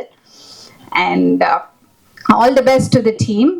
அண்ட் அவங்க எல்லாம் சொன்ன மாதிரி இந்த படம் ஒரு படம் எடுக்கிறது பெரிய விஷயம் இல்லை, அது தியேட்டருக்கு கொண்டு போகிறது, ரிலீஸ் பண்ணுறது எவ்வளோ கஷ்டமான விஷயம்னு எனக்கு தெரியும். நான் ஒரு இண்டிபெண்ட் ஃபிலிம் மேக்கர், எவ்வளோ கஷ்டப்பட்டிருக்கேன்னு எனக்கு தெரியும். ஸோ இவர் சந்திரசேகர் சார் சொன்னார் இல்லையா, இந்த மாதிரி படங்கள் எல்லாம் எப்படி ஜெயிக்க வைக்கிறது. ஆர்வி உதயகுமார் சாரும் சொன்னார், எப்படி ஜெயிக்க வைக்கிறது தெரியல, அதுக்காக ஏதோ பண்ணணும். ஐ திங்க் மலையாளம் இண்டஸ்ட்ரியிலையும் அதுதான் இப்போ பேச்சு நடந்துட்டு இருக்கு. இந்த பிரம்மாண்டம் இதையெல்லாம் தாண்டி ரியலிஸ்டிக்கான நல்ல கதைகள் மறுபடியும் வரணுங்கிற ஒரு ஆர்வம் ப்ரொடியூசர்ஸ் சைட்லேருந்தும் மேக்கர்ஸ் சைட்லேருந்தும் வர ஆரம்பிச்சாச்சு. I think it's a very welcome change. I think we are able to crack it. அது கிராக் பண்ண முடிஞ்சா பெரிய விஷயம். எல்லா ஜான்ரால இருக்கிற படங்களும், எல்லா பெர்ஸ்பெக்டிவ்ல இருக்கிற கதைகளும் மக்களுக்கு பார்க்கறதுக்கு ஒரு வாய்ப்பு. அது இடையில இருக்கிறதுவங்க மட்டும் முடிவு பண்ணாம இதுதான் மக்களுக்கு பிடிக்கும், இதுதான் மக்கள்கிட்ட போய் சேரும், இதுதான் அவர் சொன்னார் இல்லையா, ஒரு கார்பரேட் கல்ச்சர், பேக்கேஜஸ், இதுதான் பேக்கேஜ், அந்த மாதிரி இல்லாம எல்லாத்துக்கும் ஒரு நியாயமான ஒரு வாய்ப்பு, அதை உருவாக்குறதுக்கு, அதை கொண்டு வரத்துக்கு ஒரு சிஸ்டம். இந்த சிஸ்டம் அது எப்படி நம்ம எல்லாரும் சேர்ந்து அந்த வாய்ப்பை எப்படி உருவாக்குறது, அதை நம்மளால கிராக் பண்ண முடிஞ்சா அது ஒரு மிகப்பெரிய விஷயம்னு நான் நினைக்கிறேன். Thank you very much for this opportunity and all the best. Thank you. அண்டையில இருக்க பேசுறதே தெரியல எனக்கு. பேரன்பும் பெருங்கோபமும் என்னுடைய அன்பு தம்பி சிவபிரகாஷ் இயக்கத்தில் வந்திருக்கு.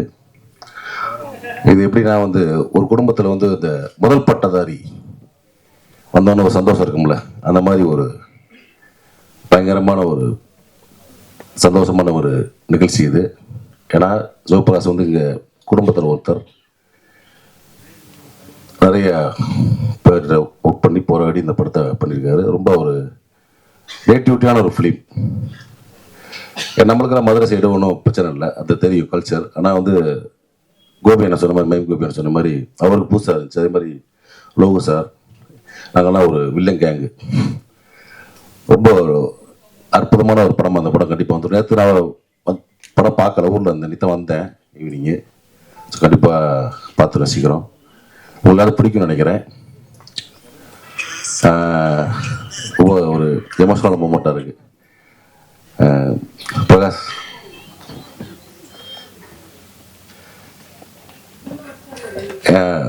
அன்பு மகள் அரணி அவங்க அப்பாவோட விழாவை வீடியோ எடுத்துட்டு மேலே வா அரணி, வா வாமா வா.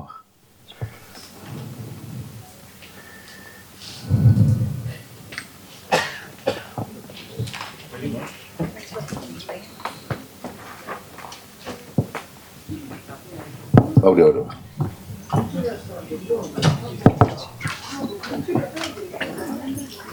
ஏன்னா ஒரு அப்பாவோட ஒரு முதல் பட விழாவில் வந்து ஒரு பொண்ணு வந்து அப்போ வந்து பார்த்துட்டு வீடியோ எடுத்துட்டு எல்லாரும் பேச்சு வீடியோ எடுத்துகிட்டே இருக்கு. ஒரு எமோஷனான மூமெண்ட்டாக இருந்துச்சு.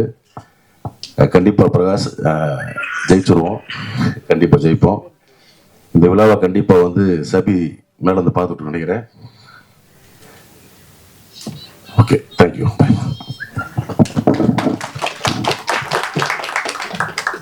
வீட்டிற்கும் எல்லாருக்கும் எனக்கு ரொம்ப பிடிச்ச எல்லா டைரக்டர்ஸ் இங்கே இருக்கிறாங்க, கிரியேட்டர்ஸ், டைரக்டர்ஸ், ரைட்டர்ஸ் எல்லாருக்கும், இந்த ஃபுல் படத்தோட டீம், ஆடிட்டோரியமில் உட்கார்ந்துருக்கும் எல்லாருக்கும், ப்ரெஸ், மீடியா, உங்கள் எல்லாருக்கும் உங்கள் தேவயானி ராஜகுமாரின் அன்பான வணக்கம். ரொம்ப சந்தோஷமா இருக்குது. விஜித் பச்சன் நான் ரொம்ப சின்ன பையனா பார்த்துருக்கேன். அவனோட தம்பியும் அண்ணனும் 2 பேரும் குட்டி குட்டி குழந்தைங்களா பார்த்து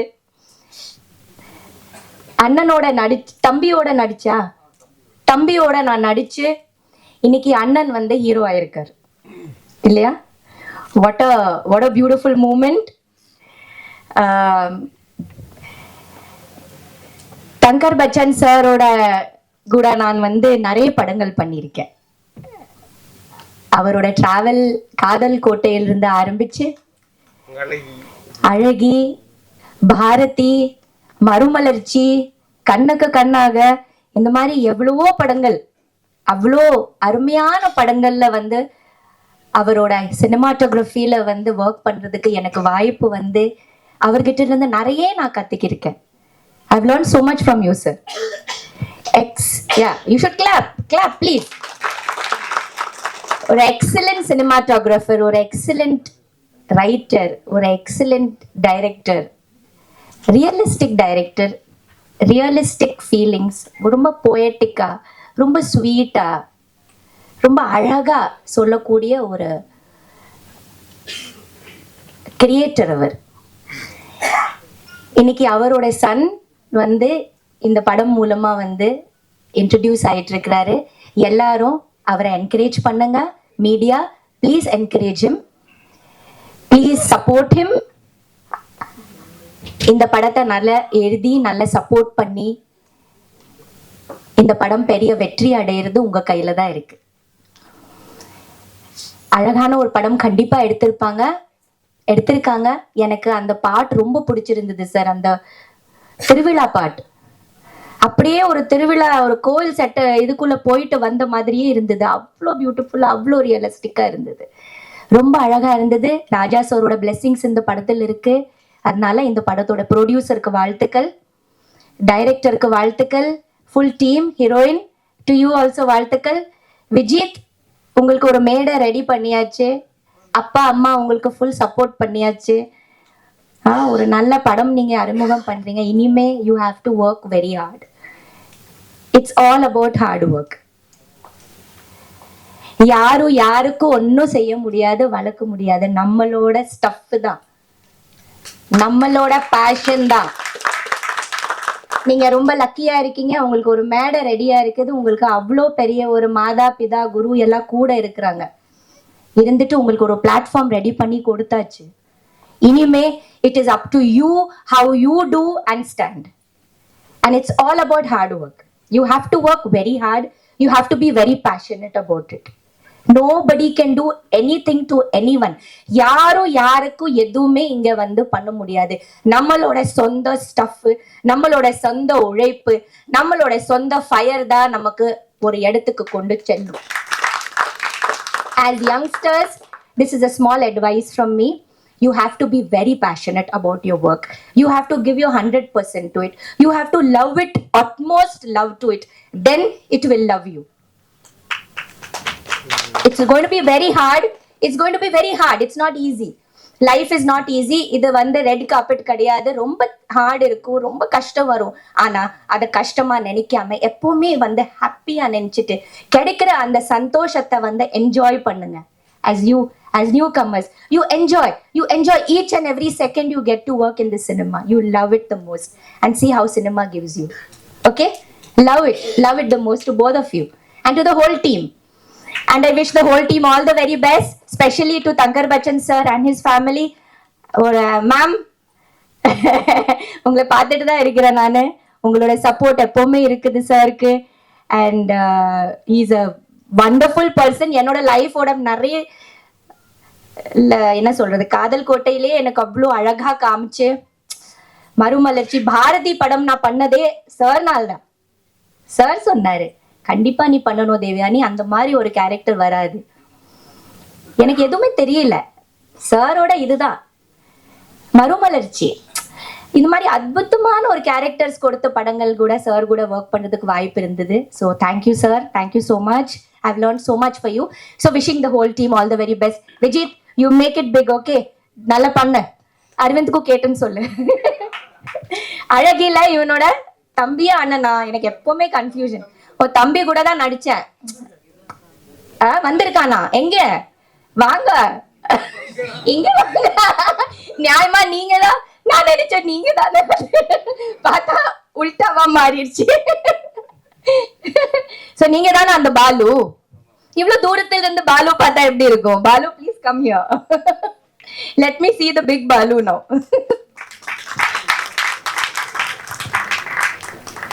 Oh my god. நீங்க தானே அந்த குட்டி பையன்? இவ கூட நடிச்சேன் நான் அழகி படத்துல, ஒரு குட்டி பையனா நடிச்சிருப்பானே, இது இவருதான் Balu. grown so big. Time எப்படி சீக்கிரமா போகுது பாத்தீங்களா? எல்லாம் வளர்ந்துட்டாங்க எங்க முன்னாடி. ரொம்ப சந்தோஷமா இருக்குது. வாழ்த்துக்கள் தம்பி, நீங்களும் நல்லா பண்ணுங்க. Okay, thank you thank you. வந்து ஒரு செம்ம ஃபோட்டோகிராஃபர். நான் வந்து அஸ்மினேட்டராக வேலை பார்க்குறப்ப மறுமலர்ச்சி ஆகட்டும், பாரதி ஆகட்டும், காதல் கோட்டை ஆகட்டும் பார்த்து நான் வியந்து, நம்ம படம் பண்ணா இப்படி ஒருத்தரோட பண்ணும். பாரதிலாம் அந்த சாங்கு நிற்பதுமே நடப்பதுமே பிரமாதமா எடுத்துப்பார். அந்த உலகத்தை அவ்வளோ பாரதி உலகத்தை கொண்டு வந்ததுல அவருடைய மெனக்கெடல் ரொம்ப பிரமாதமான மெனக்கெடல். அழகி படம் நான் காசி தியேட்டர்ல பார்த்தேன். ஒரு பழைய காதலியை சாலையில வந்து தார் போடுற ஒருத்தரா பார்க்கிற நேரத்துல அழுது கரைஞ்சு தேட்டரை விட்டு என் பைக்கை கூட எடுக்காம நடந்து வீட்டுக்கு வந்துட்டேன். அதுக்கு மேல என்னால படம் பார்க்க முடியல. அப்புறம் திருப்பி போய் அந்த படத்தை போய் பார்த்தேன். தமிழ் சினிமாவின் ஆகச்சிறந்த ஒரு படம்னா வந்து அது அழகி. என்ன உண்மையான உணர்வோட அப்பா, அப்படி எனக்கு இதுக்கு முன்னாடி அப்படி ஒரு பாலிய காதலியை ஒரு சாலையில் ஒரு காதலன் பார்க்கிற ஒரு காட்சி இடம்பெற்றிருக்கா எனக்கு தெரியல. ஆனா அது வந்து மனசுல ஒரு ஆணி மாதிரி அடிச்சது. அது ஒரு விதை. அது மாதிரி அடுத்து பல படங்கள் வருவதற்கான ஒரு விதை வந்து ஒரு அழகி வந்து அவ்வளோ அழுத்தமா நந்திதா தாஸோட அது ஊன்றது வந்து மிக மிக மிகச்சிறப்பான ஒரு விஷயம். அப்புறம் சொல்ல மருந்து கதை பிரமாதமான படம். ஆனா எனக்கு பள்ளிக்கூடம் படத்துல வந்து தங்கர் பச்சான் சார் நடிச்சிருப்பார். உண்மையிலேயே நான் சொல்றேன், தமிழ் சினிமா ஒரு அற்புதமான நடிகனை தொடர்ந்து பார்க்க தவறிவிட்டதுதான் நினைக்கிறேன். என்ன பிரமாதமான ஒரு பெர்ஃபார்மன்ஸ். எனக்கு அதை பார்த்து வியந்து, நீங்க நடிப்பு கொடுங்க, வாய்ப்பு கொடுங்கன்னு என்கிட்ட கேட்பாரு. ஆனா ஒரு பலாப்பழத்தை எடுத்துட்டு வந்து அவர் பேசுற காட்சியெல்லாம் பார்க்குறப்ப ரொம்ப பிரமாதமா இருக்கும். அப்புறம் என்னை ரொம்ப நேசிக்கிற ஒரு மனிதர். வெயிலாகட்டும், அங்காடி திருப்படம் பார்த்துட்டு நேரம் என் வீட்டுக்கே ஒரு சால்வையோடு வந்து பாராட்டுகிற ஒரு மனிதர். ஏன் 9ஆம் நோட் புக்கு படிக்கல அப்படின்னு கோவமா சண்டை போடுகிற ஒரு அண்ணன் மாதிரி. அவ்வளோ இப்போ நான் கோவிட்ல உடம்பு சரியில்லாமல் இருந்தப்போ ஒரு ஹோமியோ டாக்டரை சொல்லி அவர் மருந்து அனுப்பிச்சு அப்படின்னு தொடர்ந்து என் மேல ரொம்ப அன்போடு இருக்கிற அவர் தங்கர் பச்சான் சார். தங்கர் பச்சான் தொடாத துறைகளே இல்லைன்னு சொல்லலாம். அவ்வளோ துறைகளை தொட்டார். எல்லாத்துலேயும் எனக்கு தெரிஞ்சு நல்ல நல்ல விஷயங்களை அவர் செஞ்சிருக்கிறாரு. ஸோ இன்னைக்கு அவர் படங்கள் மீது நம்மளுக்கு கொண்ட பேர் அன்பு இருக்குல்ல, அந்த வாழ்த்துக்கள் வந்து விஜித் பச்சானுக்கு வந்து மொத்தமா கைமாறும் அப்படின்னு நான் நினைக்கிறேன். ஏன்னா ஒரு முறை லிங்குசாமி என்கிட்ட சொல்லிக்கிட்டு இருந்தாரு, தவமாய் தவம் இருந்து படம் பார்த்தப்ப ராஜ்கிரண் சார் நடிப்புக்கு யாருமே தியேட்டர்ல கைதட்டல, அப்படியே கண்கலங்கி அழுதுட்டு போயிட்டாங்க. அடுத்த படம் சண்டைக்கோழி வருது, அவர் என்ட்ரி ஆனோடனே கைதட்டுறாங்களாம், நிமிக்குறாங்களாம். அப்ப ராஜ்கிரண் சார் லிங்குசாமி உட்கார்ந்து பேசுறப்ப, சார் தவமாய் தவம் இருந்து நடிச்சுக்கு தான் சார் இவங்களா கைதட்டுறாங்க அப்படின்னு அந்த வாழ்த்துகள் எப்படி இன்னொரு படத்துக்கு கைமாறும் அப்படின்னு சொல்லுவாங்க இல்லையா, அது மாதிரி தங்கர் பச்சான் இவ்வளோ அற்புதமான படங்களுடைய வாழ்த்துகள் வந்து அவருடைய பையன் ஒரு படமா நடிக்கிறப்ப அது மொத்தமா கைமாறும் நான் நம்புறேன். அப்படி வாழ்த்துறேன். இந்த விஷுவல்ஸ்லாம் பார்க்குறப்ப கேமரா ஒர்க் ரொம்ப நல்லா இருந்துச்சு. டயலாக்ஸ் உண்மையிலேயே பிரமாதமாக எழுதியிருந்தாரு நண்பர் முருகேஷ் பாபு அவர்கள். ரொம்ப பிரமாதமா இருந்துச்சு. எண்டு வசனம் ரொம்ப சிறப்பாக இருந்துச்சு. தீண்டாமை ஒரு பெருங்குற்றம்ட்டு. ஆனால் தீண்டாமை பெருங்குற்றம் தான் படிச்சுக்கிட்டே இருப்போம். தீண்டாமையை உருவாக்குற ஜாதி பெருங்குற்றம் சொல்லணும், ஜாதியை உருவாக்குற இன்னொன்று, அதை உருவாக்குகிற இன்னொன்று. இது மொத்தத்தையும் என்னைக்கு இந்த மனிதகுலம் மொத்தமா அழிக்குதோ அதுதான் இந்த ஒரு அழகு அன்பு பூக்குற காலம். அது வரைக்கும் தொடர்ந்து நாம் தீண்டாமை பற்றி, தீண்ட முடியாதவர்கள், தீண்ட தகாதவர்கள் என்ற 2 வகை இருக்கிறது. அவர்களிடமிருந்து நம்மளை காப்பதற்காக தொடர்ந்து கலை மூலமாக இது மாதிரியான ஒரு தொடர் படைப்புகளை நிகழ்த்தி கொண்டே இருக்க வேண்டும். டைரக்டருக்கும் சரி, விஜித் பச்சானுக்கும் சரி, இந்த படம் ஒரு முக்கியமான படமாக அமைய வேண்டும் என்று மனதார வாழ்த்துகிறேன். நன்றி, வணக்கம். Thank you so much sir. இந்த படத்தோட ரிலீசிங் பார்ட்னர், தயாரிப்பாளர், இயக்குனர் திருமலை அவர்களே பேச அழைக்கிறேன். தயவு செஞ்சு கொஞ்சம் மேல வந்து ஏசி. இதுல யார் பேர் சொல்லி சீமான் வேற 2 பக்கம் எட்டி பார்க்கறது எத்தனை தடவை பிச்சை இருக்கு அப்படின்னு.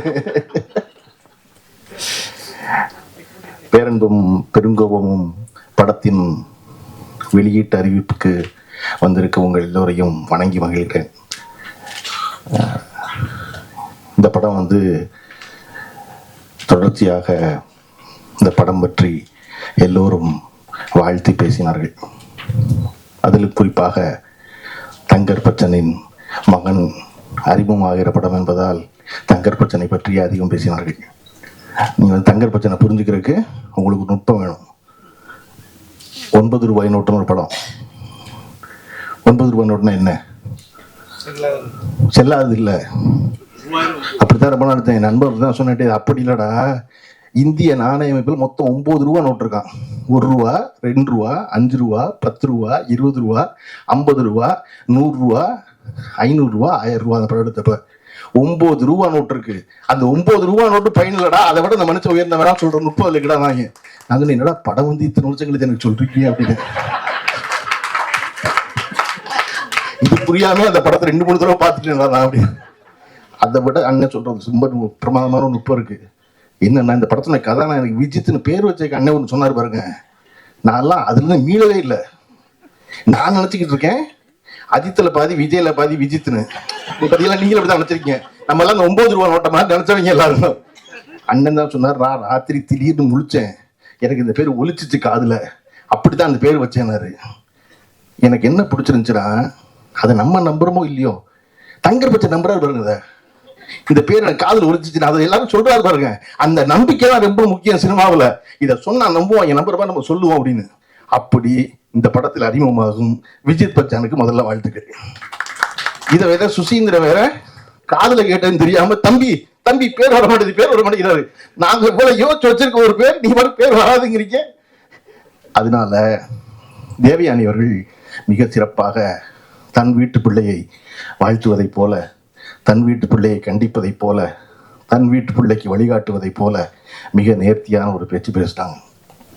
நீங்கள் பார்த்தீங்கன்னா தேவயானி ஒரு 20 வருஷம் கழிச்சு தம்பி பிரமாதமாக பெரிய நடிகன் ஆயிடுவான். அவன் தம்பி அதோட பெரிய நடிகன் ஆயிடுவான். ஆனதுக்கப்புறம் என்ன செய்வாங்க தெரியுமா? தங்கர் பச்சனை கீழே உட்கார வச்சுருவாங்க. தங்கர் பச்சனை கீழே உட்கார வச்சுருவாங்க முதல் வரிசையில். ஏன்னா அவங்க என்ன கோபம் இருக்கும், நான் அறிமுகமாகறேன், மேடையில் வந்து உட்காந்துக்கிட்டு வர்றவங்க எங்களை பேசாம எங்க அப்பனை பேசிக்கிட்டே இருந்தாங்க, இராவனை பழி வாங்குற ஒரு ஆள் இருக்குது. கேட்டாரா பாத்தீங்களா, என்னப்பா நீ முத படம் நடிக்கிறக்குள்ள எல்லா ரகசியத்தையும் கதாநாயகி தான் நீயும் சொல்ற.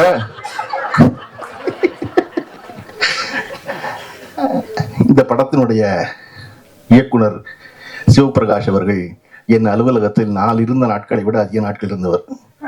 நான் போறனோ இல்லையா அலுவலகத்தில் இருப்பார். அது வந்து அவர் வந்து ஒரு நுட்பமான ஒரு அரசியல் தேர்ந்தவர். நீங்கள் அரசியல்லாம் உன்னை கட்சியில் நினைச்சக்கூடாது. தினசரி வாழ்க்கைக்கு ஒரு அரசியல் தேவைப்படுது இல்லையா? அந்த அரசியலை வந்து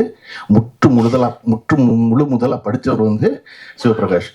அவருக்கு வந்து என்ன எந்த காரியம் எப்படி செய்யணும்னு தெரியணும். அடிப்படை அரசியல் முதல்ல அதுதானே. இதனை இதனால் இவன் முடிக்குங்கிறத தெரிஞ்சுக்கிறதா முதல் அரசியல். அதை ரொம்ப நேர்த்தியா தெரிஞ்சவர் சிவபிரகாஷ். நம்ம நீ பேசிட்டு இருக்கும்போது யாருப்பா அங்கே ஏசி போடுங்க நாங்கள்ல, சீமான் கிட்ட என்கிட்ட என்ன சொல்றாங்க, போடவே மாட்டாங்க. நான் போடவே மாட்டாங்க. சுரேஷ் ஏசியை போடுனா தான் சுரேஷை திருப்பி கூட்டு கேட்க முடியும், என்னடா ஏசின்னு. நீங்க பொதுவாக யாருப்பா அங்கே சாம்பார் கொண்டு வானா சாம்பார் கடைசி வரை பத்திக்கு வரவே வராது. அந்த மாதிரி நம்ம ஆள் குறிப்பிட்டு சொல்லணும். அப்படி சிவபிரகாஷ் குறிப்பிட்டு சொல்றவர் தன்னுடைய முதல் படத்தை இவ்வளவு ஒரு அடர்த்தியான படமாக எடுத்திருப்பதாக பார்த்த எல்லோரும் சொன்னார்கள். ஏன்னா நான் பார்த்துடக்கூடாதுன்னு ரொம்ப கவனமாக இருந்தார் சிவபிரகாஷ். வேற வேற காரணம் சொல்லி எனக்கு இன்னைக்கு வரையும் படம் காட்டல. அவர் கேட்டார், என்ன உங்களுக்கு மட்டும் காட்டல? இல்லை என்ன காட்டல, இருந்தில்லை, நல்லதுதான். நான் என் இயக்குனருக்கு படம் காட்டல. எழில் சார் துல்லாமுத்தூர் படம் எடுத்தும்போது இயக்குனருக்கு படம் காட்டல, அவருடைய இயக்குனருக்கு. நான் பார்த்தியும் சார் படமே காட்டல, ஒரு ஃப்ரேம் கூட காட்டல. எனக்கு என்னன்னா பார்த்துக்கிட்ட தேட்டரில் வந்து அப்படின்னு தியேட்டரில் அந்த படம் பார்த்து வெற்றிகரமாக ஓடிய பொழுது என்னை விடவும் அதிகம் மகிழ்ந்தது திரு பார்த்திபன் அவர்கள் தான். அதை போல இந்த படம் பெறும் வெற்றிக்கு சிவபிரகாஷோட அதிகம் நான் மகிழ்வேன். இன்னொரு முக்கியமான விஷயம், தொடர்ச்சியாக மேடையில் பேசிய எல்லோரும் இந்த படத்துக்கு தொடர்பில்லாத செய்திகளை சொல்லிகிட்டே இருந்தாங்க. அது பொதுவான சினிமா செய்திகளாக இருந்தால் கூட அப்படி பேச வேண்டாம்னு நினைப்பேன். நான் சொல்கிறதுக்கு இன்னொரு இடம் இருக்குது, வேறு இடத்துல சொல்லிக்கலாம் போய் அப்படின்னு. இது பேரன்பும் பெருங்கோவுங்கிற ஒரு படம். அந்த படம் வெற்றி வரணும்னு விரும்புகிற வாழ்த்துறை எல்லோரும் கூடியிருக்கோம். ஆனால் அப்படி சூழலில் உதயகுமார் அவர்கள் போல, இசைசி அவர்கள் போல படம் ஓட மாட்டேங்குது சொல்லாது. படம் ஓடும். எப்படி படத்தை ஓட வைக்கிறேன்னு தெரியல, நல்ல படம் எடுத்தால் ஓடும், அவ்வளோதான். அது ரொம்ப சிம்பிள். நீங்கள் ஏன் படத்தை ஓட்ட வைக்க முயற்சி பண்ணுறீங்க? ஓட்ட வைக்க முயற்சி பண்ணாதீங்க. படத்தை நல்ல படம் தான் ஓடும். அப்படித்தான் ஓடி இருக்குல்ல படம், இல்லையா? இல்லைங்க உங்களுக்கு தெரியலைங்க அப்படின்னா குறைஞ்சபட்சம் இந்த திரைத்துறையில் இருக்க பிரச்சனைகளை வந்து அரங்கத்தில் பேசாதீங்க, அறையில் பேசுங்க. இங்கே ஒரு 40 சேனல் உட்காந்துக்கிட்டு திரும்ப திரும்ப ஒளிபரப்பிக்கிட்டே இருக்காங்க. சினிமா மோசமாக இருக்குது, சினிமா மோசமாக இருக்குது, சினிமா மோசமாக இருக்குது அப்படின்னு. அதுக்கு 2 பேர் உட்காந்துக்கிட்டு ஆரம்பிக்கும் போதே அந்த படம் எத்தனை கோடி நஷ்டம் தெரியுமா ஆரம்பிக்கிறான். நான் சொல்கிறேன் இல்லைங்க, திருக்குறளில் உள்ளியது எய்தல் எளிதும்பர் வள்ளுவர். நீ மனசில் நினைக்கிறீங்களா, அதை எய்தது எளிது, உள்ளியது எய்தல் எளிது, மண் மற்றுந்தன் உள்ளியது உள்ள பெரின். முதல்ல நீ நம்பணும், நீ நினைக்கணும் ஆகும்னு. சதா சர்வகாலம் நினைச்சுக்கிட்டு இருந்தேன்னா அது நடக்கும். நீங்க எப்ப பார்த்தாலும் 200-200 பேரை கூட்டி சினிமா ரொம்ப மோசமா இருக்கு, யாருமே பிழைக்கல, நாங்கெல்லாம் ரொம்ப கஷ்டப்படுறோம், நாங்கெல்லாம் சினிமாவை காப்பாற்ற போடுறோம், தயவு செஞ்சு போராடாதீங்க. சினிமா காப்பாற்ற எல்லாரையும், சினிமாவை யாருமே காப்பாற்றவே முடியாது. இங்க இந்த சீனுமே புது சீன் இல்லை, எல்லாமே பழைய சீனு. கதை இல்லாம கதை கேட்கிறாங்க, கதை இல்லாம கேட்கிறாங்க. ஆர்விக்கு மற்ற ரஜினிகாந்த் எப்படி கதை கேட்டாரு, எப்படி எஜமான் படம் நடந்துச்சு, சின்ன கூட்டு வெற்றி பெற்றுச்சு, அதனால கூட்டம் நடந்துச்சு. ஆர்விக்குமார் மிகச்சிறந்த கதையை வச்சிருக்காரு கூப்பிட்டாரு ரஜினிகாந்த். ஆர்விக்குமார் மிகப்பெரிய வெற்றியில் இருந்தாரு, கூப்பிட்டாரு. அந்த இடத்துல நல்ல கதை பண்ணாரு. அதனால இது எல்லாமே எப்பொழுதும் திரையுலகம் என்பது வியாபாரம் சார்ந்தது இல்லையா? உலகமே வியாபாரம் சார்ந்தது. இந்த உலகத்துக்கு யாரு வேணும்? வெற்றி பெற்றவர்கள் வேணும் இல்லையா? திரும்ப திரும்ப இன்னைக்கு ஏன் தங்கர் பச்சன் அவர்களை குறிப்பிட்டுட்டே இருக்காங்க மேடையில் இருக்க எல்லாரும்? அவர் வெற்றி பெற்றவர். ஏன் தேவையான நன்றியோட சொல்றாங்க? ஏன் சொல்றாங்க அப்படின்னா, எனக்கு எதுவும் தெரியாது, அவர் சொன்னாரு பாரதி நடிக்க சொல்லி, அவர் சொன்னாரு மறுமலர்ச்சி நடிக்க சொல்லி நான் போனேன்னு. அப்ப விஜய் பச்சனுக்கு இந்த மேடையுடைய டேக்கவே என்ன தெரியுமா, செய்தி என்ன தெரியுமா? இயக்குனர் ஒளிப்பதிவாளர் சொல்றதை கேட்டீங்கன்னா நீங்க வெற்றி படத்துல இருப்பீங்க. உங்களுக்கு தெரியாது, அது அவர்களுக்கு தெரியாது, அவங்க செய்வாங்க அந்த வேலையை. அப்ப இங்க பெருவெற்றி பெறுவதற்கு மிகச்சிறந்த படங்களையும் மிகச்சிறந்த மனிதர்களையும் உடன் வைத்துக் கொள்வதுதான் முக்கியம். சிவபிரகாஷ் அவர்களுக்கு முதல் படத்திலேயே அந்த வாய்ப்பு அமைந்திருக்கிறது. அவர் பெருவெற்றி பெறுவது முக்கியம். அதை விட ஒரு முக்கிய செய்தி, பொதுவாக இன்று சினிமாவில் என்ன செய்வது கேட்குறீங்க. சினிமாவில் ஒரு பெரிய ஒரு விஷயம் நடந்துகிட்டே இருக்கு. என்ன அப்படின்னா, ஒரு படத்தினுடைய படப்பிடிப்பு முடிந்த பிறகு அந்த படத்தினுடைய உதவி இயக்குனர்கள் அந்த படத்தை விட்டு வெளியே அனுப்பப்படுறாங்க. படம் ரிலீஸ் ஆக போகும்போது அந்த படத்தினுடைய உதவி இயக்குனர்கள் யாருமே இருக்கிறதில்லை. என்னுடைய இயக்குனர் அவருடைய படத்துல எனக்கு பேர் போடும் போது உதவிய இயக்குனர்னு போட்டாரு பார்த்திபன். டைரக்டர் தான் இந்த படத்துல அசிஸ்டண்டா வேலை செய்யறான், அவ்வளவுதான். உதவி இயக்குனர்னு பேர் போட்டாரு. அதை போல ஒரு படத்துல வேலை செய்யும் போது இன்றைக்கு இருக்க சூழல்ல படம் முடிஞ்ச உடனே படம் வெளியாகிறது இல்லை, தாமதமாகுது. அந்த நேரத்துல முதல்ல செலவை குறைக்கிறவங்க கண்டுபிடிச்சிருக்க வழி உதவி இயக்குனர் அனுப்பிச்சிடுறது. சிவபிரகாஷ் இந்த ஒரு வாரம் இந்த படத்தினுடைய இந்த முன்வெளியிட்டு ஆரம்பிக்கும் போது சகல வேலையும் ஒரு தனி மனிதனாக பார்க்க வேண்டிய கட்டாயம் இருந்ததுக்கான காரணம் இந்த படத்துடைய பட்ஜெட்ல முதல்ல பண்ற ரெஸ்ட்ரிக்ஷன் என்ன அப்படின்னா அசிஸ்டன்ட் டைரக்டர் வீட்டுக்கு அனுப்பிச்சது. இது நீங்க எல்லா படத்திலும் நடக்குது. நான் உங்களுக்கு சொல்றேன் கேளுங்க, ஒரு படத்தை வெற்றி பெறும்னு அந்த இயக்குனரை விடவும் ஆழமாக நம்புறவன் அந்த படத்துல உதவி இயக்குனர் தான். இயக்குனர் எல்லா புகழையும் அடைவார், படம் வெற்றி பெற்றா. உதவி இயக்குனர் அடைவது இல்லை. ஆனா அவன் என்ன நம்புறான் அப்படின்னா, இயக்குனர் வெற்றி பெறுவதன் மூலமாக நாமும் வெற்றி பெறுவோம் நம்புறாங்க. அவனை வச்சுக்கிறதுனால ஒன்றும் இந்த தமிழ் சினிமா வெட்டப்பட்டுறது. நீங்க கியூபு கட்டுற காசு 5000 கட்டுறாரு ஆந்திராவில், 12000 கட்டுறாருங்கெல்லாம் அப்புறம் அறைக்குள்ள பேசுவோம். அது இங்கே தீர்வு கிடையாது யார்ட்டையும், அது அறைக்குள்ள பேச வேண்டியது. ஆனா உதவி இயக்குனர்ல இப்படி நடத்துறாங்கிறது அரங்கத்தில் பேச வேண்டியது. அது ரொம்ப முக்கியம். அதை போல இந்த படம் மட்டுமல்லாது எல்லா படத்திலும் தொடர்ந்து மிகச்சிறந்த இயக்குனர்கள் வர வேண்டும். வருவதற்கு சினிமா எல்லா வாய்ப்பையும் எல்லா கதவையும் எப்பொழுதும் திறந்து வைத்திருக்கிறது. சிவபிரகாஷுக்கு திறந்து வைத்திருப்பதை போல இந்த படம் ஆரம்பிச்சது ஒரு ப்ரொடியூசர், அதுக்கப்புறம் நடத்துனது ப்ரொடியூசர், அதுக்கப்புறம் நீ படத்தை வெளியிட்டு வந்திருக்கிறது 3வது ப்ரொடியூசர். ஏன்னா அந்த படம் தனக்குரியவர்களை தேர்ந்தெடுத்து வெளியே வந்து சேர்கிறது இல்லையா? அப்ப இதை போல அனைத்து படைப்புகளும் பெரும் படைப்புகளாக வரட்டும். எல்லா படைப்பிலும் பேரன்பும் பெருங்கோபமும் நிறைந்திருக்கட்டும். குழுவினருக்கு வாழ்த்துக்கள். நன்றி. விருந்தினருக்கு நன்றி. எல்லாரும் சோர்ந்து போயிட்டீங்கன்னு நினைக்கிறேன், ரொம்ப நேரம் ஆனதுனால. Okay okay. இந்த படத்துல நான் ஒரு பங்கா இருக்கிறதுல ரொம்ப பெருமையா நினைக்கிறேன். சார் இது மாதிரி எனக்கு ஒரு கதாபாத்திரம் கொடுப்பாருன்னு நான் நினைச்சு கூட பார்க்கல. அவரு எனக்கு நம்பி கொடுத்தாரு. இதோட பயணம் நான் என்ன அனுபவிச்சனோ நீங்க பார்க்கும்போது அதை அனுபவிப்பீங்க.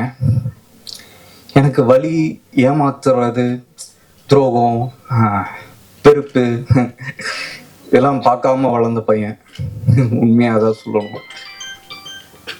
ஆனால் இந்த படம் எனக்கு அதெல்லாம் கற்றுக் கொடுத்துச்சு. எனக்கு நடிப்பு கற்றுத்தரதோட அந்த ஸ்பேஸ் எனக்கு கொடுத்தாரு. தனிமைக்கு சத்தம் இருக்குதுன்றது இந்த பேரன்பும் பெருங்கோவும் எனக்கு கற்றுக் கொடுத்துச்சு. அவன் ரொம்ப வலி உள்ளவன். அவன் கண்ணை பாருங்க, அந்த கண்ணாடிக்குள்ளதான் இருக்கும். நான் இப்பயும் ஜீவாவை எனக்கு எதிர்த்தாப்புலதான் பாக்குறேன். அப்படிதான் என்னை பார்க்க வச்சாரு. இல்ல சார், நான் விளையாட்டுக்கு சொல்ல, நான் தனிமையா இருக்கும் போது இந்த கதாபாத்திரம் என் கூடயே இருந்தது, பேசிச்சு. எனக்கு அதுக்கான உடல் கிடையாது, அந்த உடலை வர வச்சுது. எனக்கு அதுக்கான குரல் கிடையாது, என் குரல் ரொம்ப குழந்தை மாதிரி இருக்கும், குரல் கொடுத்தது. நடிப்புக்கும் கடவுளுக்கும் சம்பந்தம் இருக்குதுன்றது இந்த கதாபாத்திரம் என் மேலே ஏறும்போது பார்த்தேன். ஆக்சுவலி நான் சாமியெல்லாம் பெருசாக நம்ப மாட்டேன். ஏதோ ஒன்று வந்தது. இல்லை, நான் இதை படத்தை பற்றி சுத்தமாக பேசக்கூடாதுன்னு இருந்தேன், ஏன்னா நம்மளே பண்ணிட்டு. ஆனால் இந்த அனுபவம் இருக்குல்ல, இது நீங்கள் படத்தை பாருங்க தெரியும். நான் நிறைய பேருக்கு நன்றி சொல்ல வந்தேன், அதெல்லாம் விட்டுட்டேன். என்னை அழகாக காமிச்ச தினேஷ் சார், 2 பேரும் புருஷன் முண்டாட்டி மாதிரி, சிவா சாரும் தினேஷ் சாரும். இவர் ஒன்று சொன்னா அவர் ஒன்று சொல்லுவார், டேய் ரசத்தை நல்லா சாப்பிடுடா கீழே குனிஞ்சுன்னுவாரு. அவரு டே மடையா மூஞ்சி தெரியாதரா, மூஞ்சி தெரிகிற மாதிரி சாப்பிடுறான்னு. ஐயோ, கீழே குனிகிறதா நிமிடுறதா, அது மாதிரி இவங்க 2 பேருக்கும் பொருந்துற மாதிரி நான் டிராவல் பண்ணேன். இந்த படத்தை பத்தி சொல்ல எனக்கு நிஜமாலே நிறையா இருக்கு, இன்டர்வியூல சொல்றேன். ஏன்னா இது சும்மா சாதாரணமா நீங்க பாருங்க, நான் பெருசா ஒன்றும் சொல்ல. முக்கியமா இளையராஜா சார் இந்த கதாபாத்திரத்துக்கு, இந்த படைப்புக்கே உயிர் கொடுத்திருக்காரு. அது பேசும். இது மாதிரி ஒரு படத்துக்கு முதலீட்டு பண்ண ஜெயபிரகாஷ் சார், நான் இப்போதான் நிஜமாலே சந்திக்கிறேன். Sorry sir, Jayakrishnan sir. ஏன்னா இது மாதிரி ஒரு படத்துக்கெல்லாம், அதுவும் புது முக நடிகருக்கு வாய்ப்பு அவ்வளோ சீக்கிரம் கிடைக்க ரொம்ப நன்றி சார். நான் நிறைய பேர் விட்டுருப்பேன், மன்னிச்சுக்கோங்க. முக்கியமானது, வந்திருக்க பத்திரிக்கையாளர் எல்லாரும் நிறைய பேர் அறிமுகமாகி பார்த்துருப்பீங்க.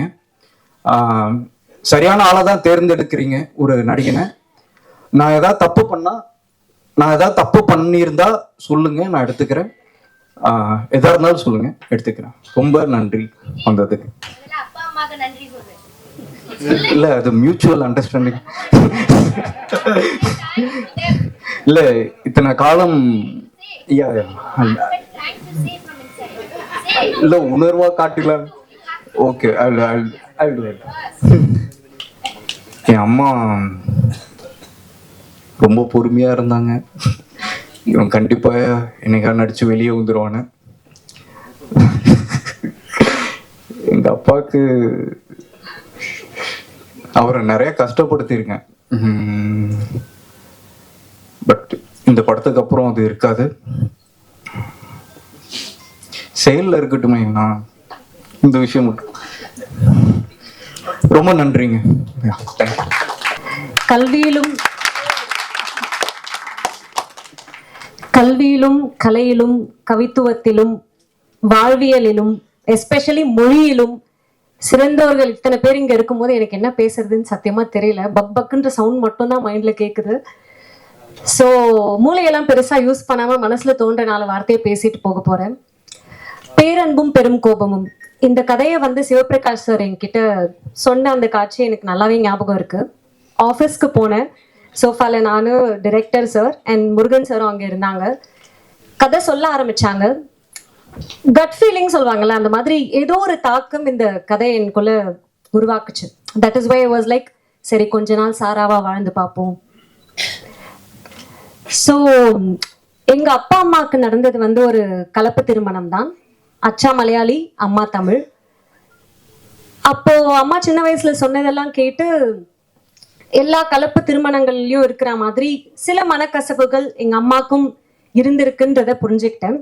பட் எங்க அப்பா அம்மா எனக்கு பாலூட்டி வளர்த்ததோட சேர்த்து பாரதியோட நிறைய வரிகளை படிச்சும் வளர்த்துருக்காங்க. அதுல ஒண்ணு நான் கேட்டது, ஓடி விளையாடு பாப்பா, எல்லாருக்கும் தெரிஞ்சதுதான். நீ ஓய்ந்திருக்கலாகாது பாப்பா, கூடி விளையாடு பாப்பா, ஒரு குழந்தையை வையாதே பாப்பா. இப்படி ஆரம்பிச்சு ஒழுக்கத்தை சொல்லி கொடுத்த பாரதி அப்படியே ஓர் உயிர் 2 உயிர் எல்லாரோடையும் நம்ம சேர்ந்து இருக்கணும்ன்ற மாதிரி கோழி, நாய், பசு எல்லாத்தோடையும் சேர்ந்து விளையாடணும் பாப்பான்னு சொல்லுவாரு. அதை முடிச்சு நெக்ஸ்ட் இல் மூவ் டு தாயை பற்றி பேசியிருப்பார். அதற்கு பின் தமிழை பற்றி பேசியிருப்பார். அதுக்கப்புறம் இந்தியாவை பத்தி பேசியிருப்பாரு. அப்புறம் வேதத்தை பத்தி பேசியிருப்பாரு. கடைசியில ஹீல் டேக் இட் டு சாதி. சாதிகள் இல்லையடி பாப்பா அப்படின்னு ஸ்டார்ட் ஆகி 2 வேர்சஸ் இருக்கும். அதை சொல்லணும்னு ஆசைதான், பட் கொஞ்சம் கையெல்லாம் நடுங்குது. மீம் கண்டென்ட் ஆயிட விரும்பல, எங்கேயாச்சும் 1-2 வார்த்தை தப்பா போய். ஸோ பார்த்து படிக்கிறதுக்கு I am just asking all of your permission. சாதிகள் இல்லையடி பாப்பா, குலத்தாழ்ச்சி உயர்ச்சி சொல்லல் பாவம், நீதி உயர்ந்த மதி கல்வி, அன்பு நிறைய உடையவர்களே மேலோர். உயிர்களிடத்தில் அன்பு வேணும், தெய்வம் உண்மை என்று தான் அறிதல் வேணும், வைரமுடைய நெஞ்சு வேணும், இது வாழும் முறையடி பாப்பா. பாரதியின் இந்த வரிகள் என் மனசுல வளரும்போது உண்டாக்குன தாக்கத்தை பேரன்பும் பெரும் கோபமும் படம் கண்டிப்பா பாக்குறவங்க மனசுல ஏதாச்சும் ஒரு விஷயத்தை விதைக்கும். சில கேள்விகளையும் எழுப்ப வாய்ப்புகள் உண்டு. அது என்னென்னலாம் உங்க மனசுல சொல்லுதுன்றத நீங்க எங்க கிட்ட சொல்றதுக்காக ஆஃபீஸ் போன அப்பா திருப்பி ரிட்டர்ன் வீட்டுக்கு வரும்போது என்ன வாங்கிட்டு வருவாருன்னு காத்துட்டு இருக்க குழந்தை மாதிரி கண்டிப்பா நானும் காத்துட்டு இருப்பேன். இந்த வாய்ப்பளித்த பிரபஞ்சத்திற்கும் என் அன்னை தந்தைக்கும் என் நன்றி. அண்ட் ப்ரொடக்ஷன் ஹவுஸ், இயக்குனர் சிவபிரகாஷ் சார் சாராவா வாழறதுக்கு எனக்கு உதவி செய்தார். நான் இந்த படத்துல சாராவா இருந்ததுல நிறைய சிரிச்சேன், கொஞ்சம் அழுதேன், ரொம்ப வலி அனுபவிச்சேன். அதெல்லாம் உங்களுக்கும் ஃபீல் ஆகும்னு நம்புறேன். டெக்னீஷியன்ஸ் எல்லாருக்கும் என் நன்றி. Dinesh sir, DOP Dinesh sir and everyone. இங்கே வந்து எங்கள் எல்லாரையும் கிரேஸ் பண்ணதுக்கு உங்கள் எல்லாருக்கும் ரொம்ப thank you sir. And by the way உங்கள் எல்லாரோட ஆசீர்வாதமும் எனக்கு தேவை. So thank you so much. I'll see you in theaters soon. Thank you. இந்த பிரசாத் லேப்ல எத்தனையோ ஆடியோ லான்ச் நடந்திருக்கு. எந்த ஹீரோனையும் இவ்வளவு தமிழ் பேசி யாருமே கேட்டதில்லை. Thank you so much ma'am. சொல்வதை தெளிந்து சொல்லும், செய்வதை துணிந்து செய்யும். நான் பேசுறதுக்கான இடம் இல்லை. இந்த திரைப்படம் நிறைய பேர் பேச தவறியதை பேசியிருக்கு. நான் முதற்கொண்டு கிட்டத்தட்ட 1985ஆம் ஆண்டு நான் கேமராவை கையில் பிடிச்சேன். ஒளிப்பதிவாளனா எத்தனை ஆண்டுகள் ஆச்சு தெரியல. இவ்வளவு காலங்களில் 40 ஆண்டுகள், இவ்வளவு காலங்களில் நான் எவ்வளோ பேரை பார்த்துருக்கேன். நிறைய தயாரிப்பாளர்கள், எவ்வளோ இயக்குநர்கள், எவ்வளோ கலைஞர்கள்.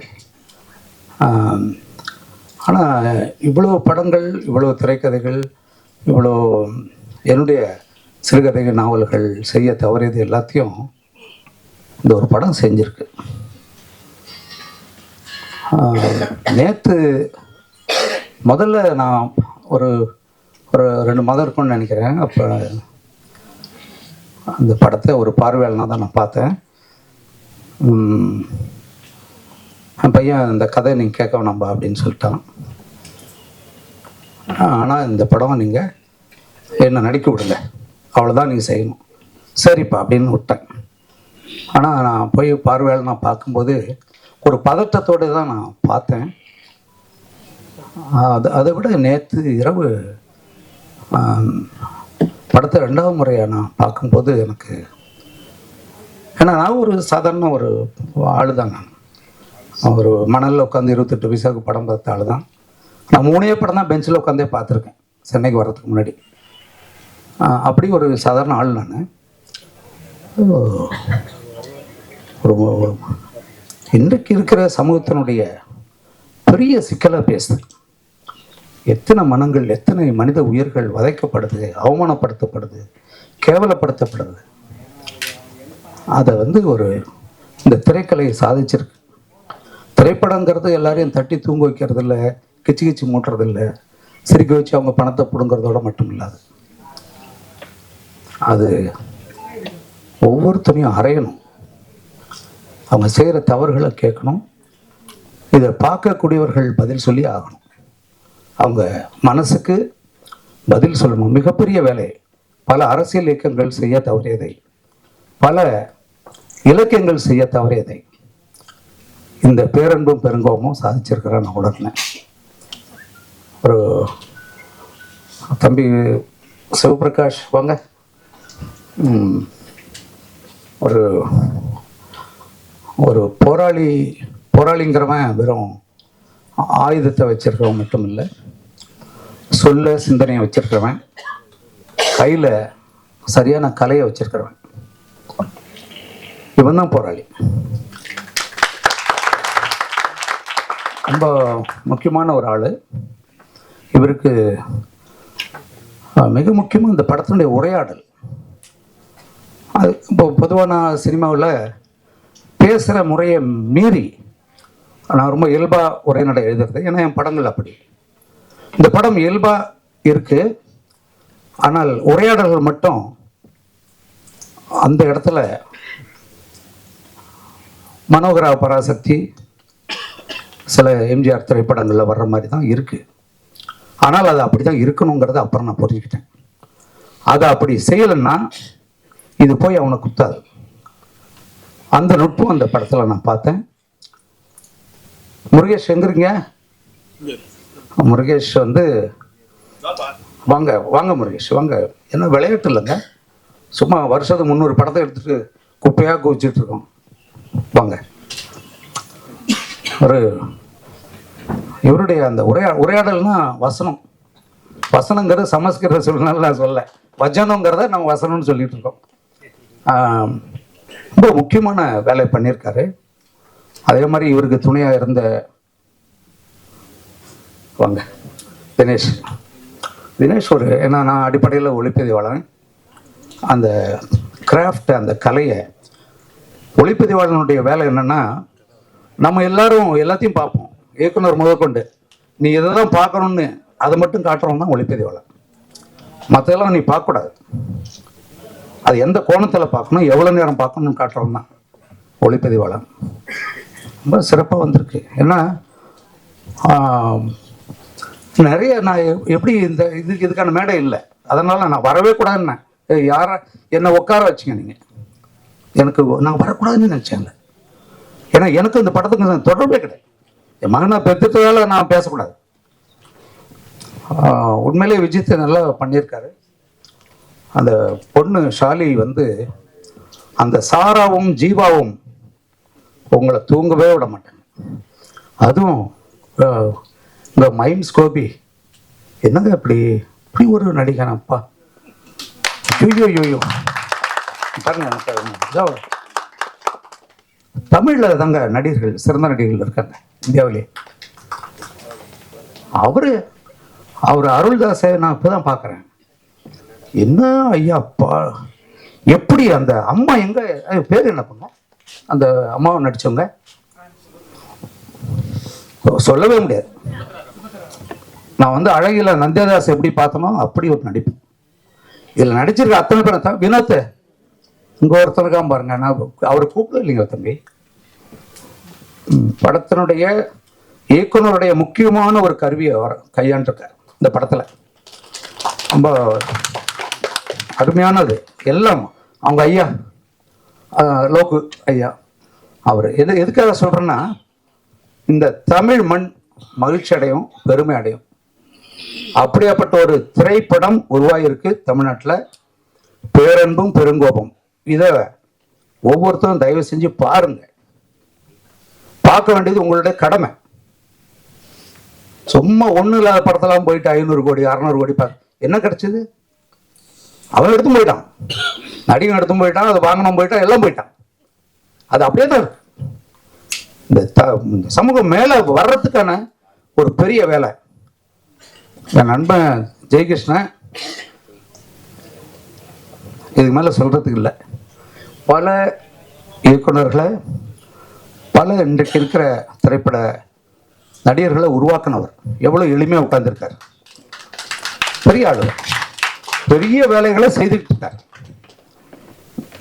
ரொம்ப அமைதியாக செய்கிறார். எப்போவுமே நிறைய வேலைகளை செய்கிறவங்க அமைதியாக தான் இருப்பாங்க. இவர் தாங்க பேசியிருக்கணும், இதை அங்கே விட்டு நாங்கள் எல்லாம் பேசிட்டு உட்காந்துருக்கோம். நீங்கள் கட்டாயம் இந்த படத்தை வந்து பாருங்கள். முக்கியமாக இந்த இடத்துல நான் எப்படி சொல்கிறேன்னே தெரியலங்க.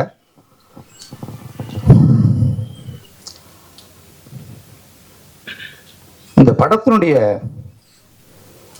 அந்த மூச்சுலாம் மனுஷன் செத்து போயிடுவான்ல, அந்த மூச்சே வந்து இசைஞானி தான்.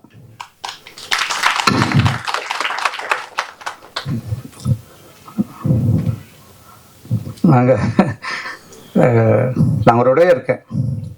நாங்கள் 2 பேரும் பேசிக்காமல் இருந்தாலும் அவரோடய இருக்கேன். எனக்கு நான் சீக்கிரம் போய் அவரை பார்க்கணும். அதுக்கு காரணம் என்னன்னா,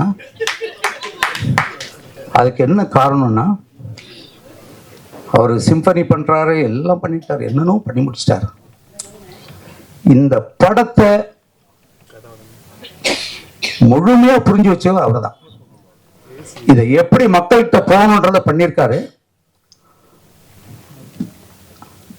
ஒவ்வொரு காட்சியையும் தன்னுடைய இசையால அப்படி செதுக்கி கொண்டாந்துருக்காரு. இந்த படம் வெற்றியில வந்து இளையராஜாவுக்கு தான் பெரும்பங்கு, இவங்க எல்லாரும் விட. அவருடைய வாழ்த்து உங்களுக்கு நிச்சயம் இருக்கும். அவர் எங்க இருந்தாலும் வாழ்த்திட்டு இருப்பார். ஏன்னா அவர் பொதுவாக எல்லா வெளியீட்டுக்கும் வர்றதில்லை. அவருக்கு என்னுடைய நன்றி. அது என்னுடைய மகனுக்கு 2வது படத்திலே இது கிடைச்சிருக்கு, கொடுத்து வச்சுவேன். சிமான் ரொம்ப நேரம் பேசிட்டேன், இதுதான் நான் பேசக்கூடாதுன்னா. வா நீ பேசு தம்பி. இல்லை தம்பி பேச இவங்க முக்கியம். ஏங்க இது மாதிரியான தயாரிப்பாளர்களை போட்ட பணம் வர வைங்க. இன்னும் இது மாதிரி பல படங்கள் எடுப்பாங்க. அதை நம்ம செய்யறது தவறுது இல்லையே, அதான் விஷயம். இங்கு எங்களுடைய அழைப்பை ஏற்று வருகை தந்திருக்கும் நண்பர்கள் அனைவருக்கும் என்னுடைய வணக்கத்தை தெரிவித்துக் கொள்கிறேன். என்னுடைய குடும்ப நண்பர் தங்கர் பச்சான் சார், சீமான் அண்ணன் வந்து ஒரு குடும்ப நண்பர் அவரும் இன்னைக்கு இந்த மேடை விழாவுக்கு வந்தது ரொம்ப எங்களுக்கு ரொம்ப சந்தோஷம். மற்றும் வந்திருக்க எல்லா பெரியவர்களுக்கும் என்னுடைய நன்றியை தெரிவித்துக் கொள்கிறேன். இந்த படம் ஒரு மிகப்பெரிய வெற்றி அடையும் நம்புகிறேன். இந்த டீம் வந்து அவ்வளோ ஹார்ட் ஒர்க் பண்ணியிருக்காங்க, படம் பார்த்ததுலேருந்து தெரிஞ்சுது. கண்டிப்பாக இந்த மாதிரி ஒரு படம் வந்து நிறைய படங்கள் நான் வந்து பாதியில் இருந்து அந்த படங்கள்லாம் வந்து பெரிய வெற்றி பெற்றிருக்குன்னு கேள்விப்பட்டிருக்கேன். ஆனால் இந்த படம் வந்து மிகப்பெரிய வெற்றி அடையும். இந்த மாதிரி படங்கள் தான் வெற்றி அடையணும். நன்றி, வணக்கம். நன்றி சார். பேசும் எல்லா வார்த்தைகளிலும் பேரன்பும் பெருங்கோபமும் கொப்பளிக்கும் நெருப்பு தமிழன் செந்தமிழன் சீமானன் அவர்களை பேச அன்போடு அழைக்கிறேன்.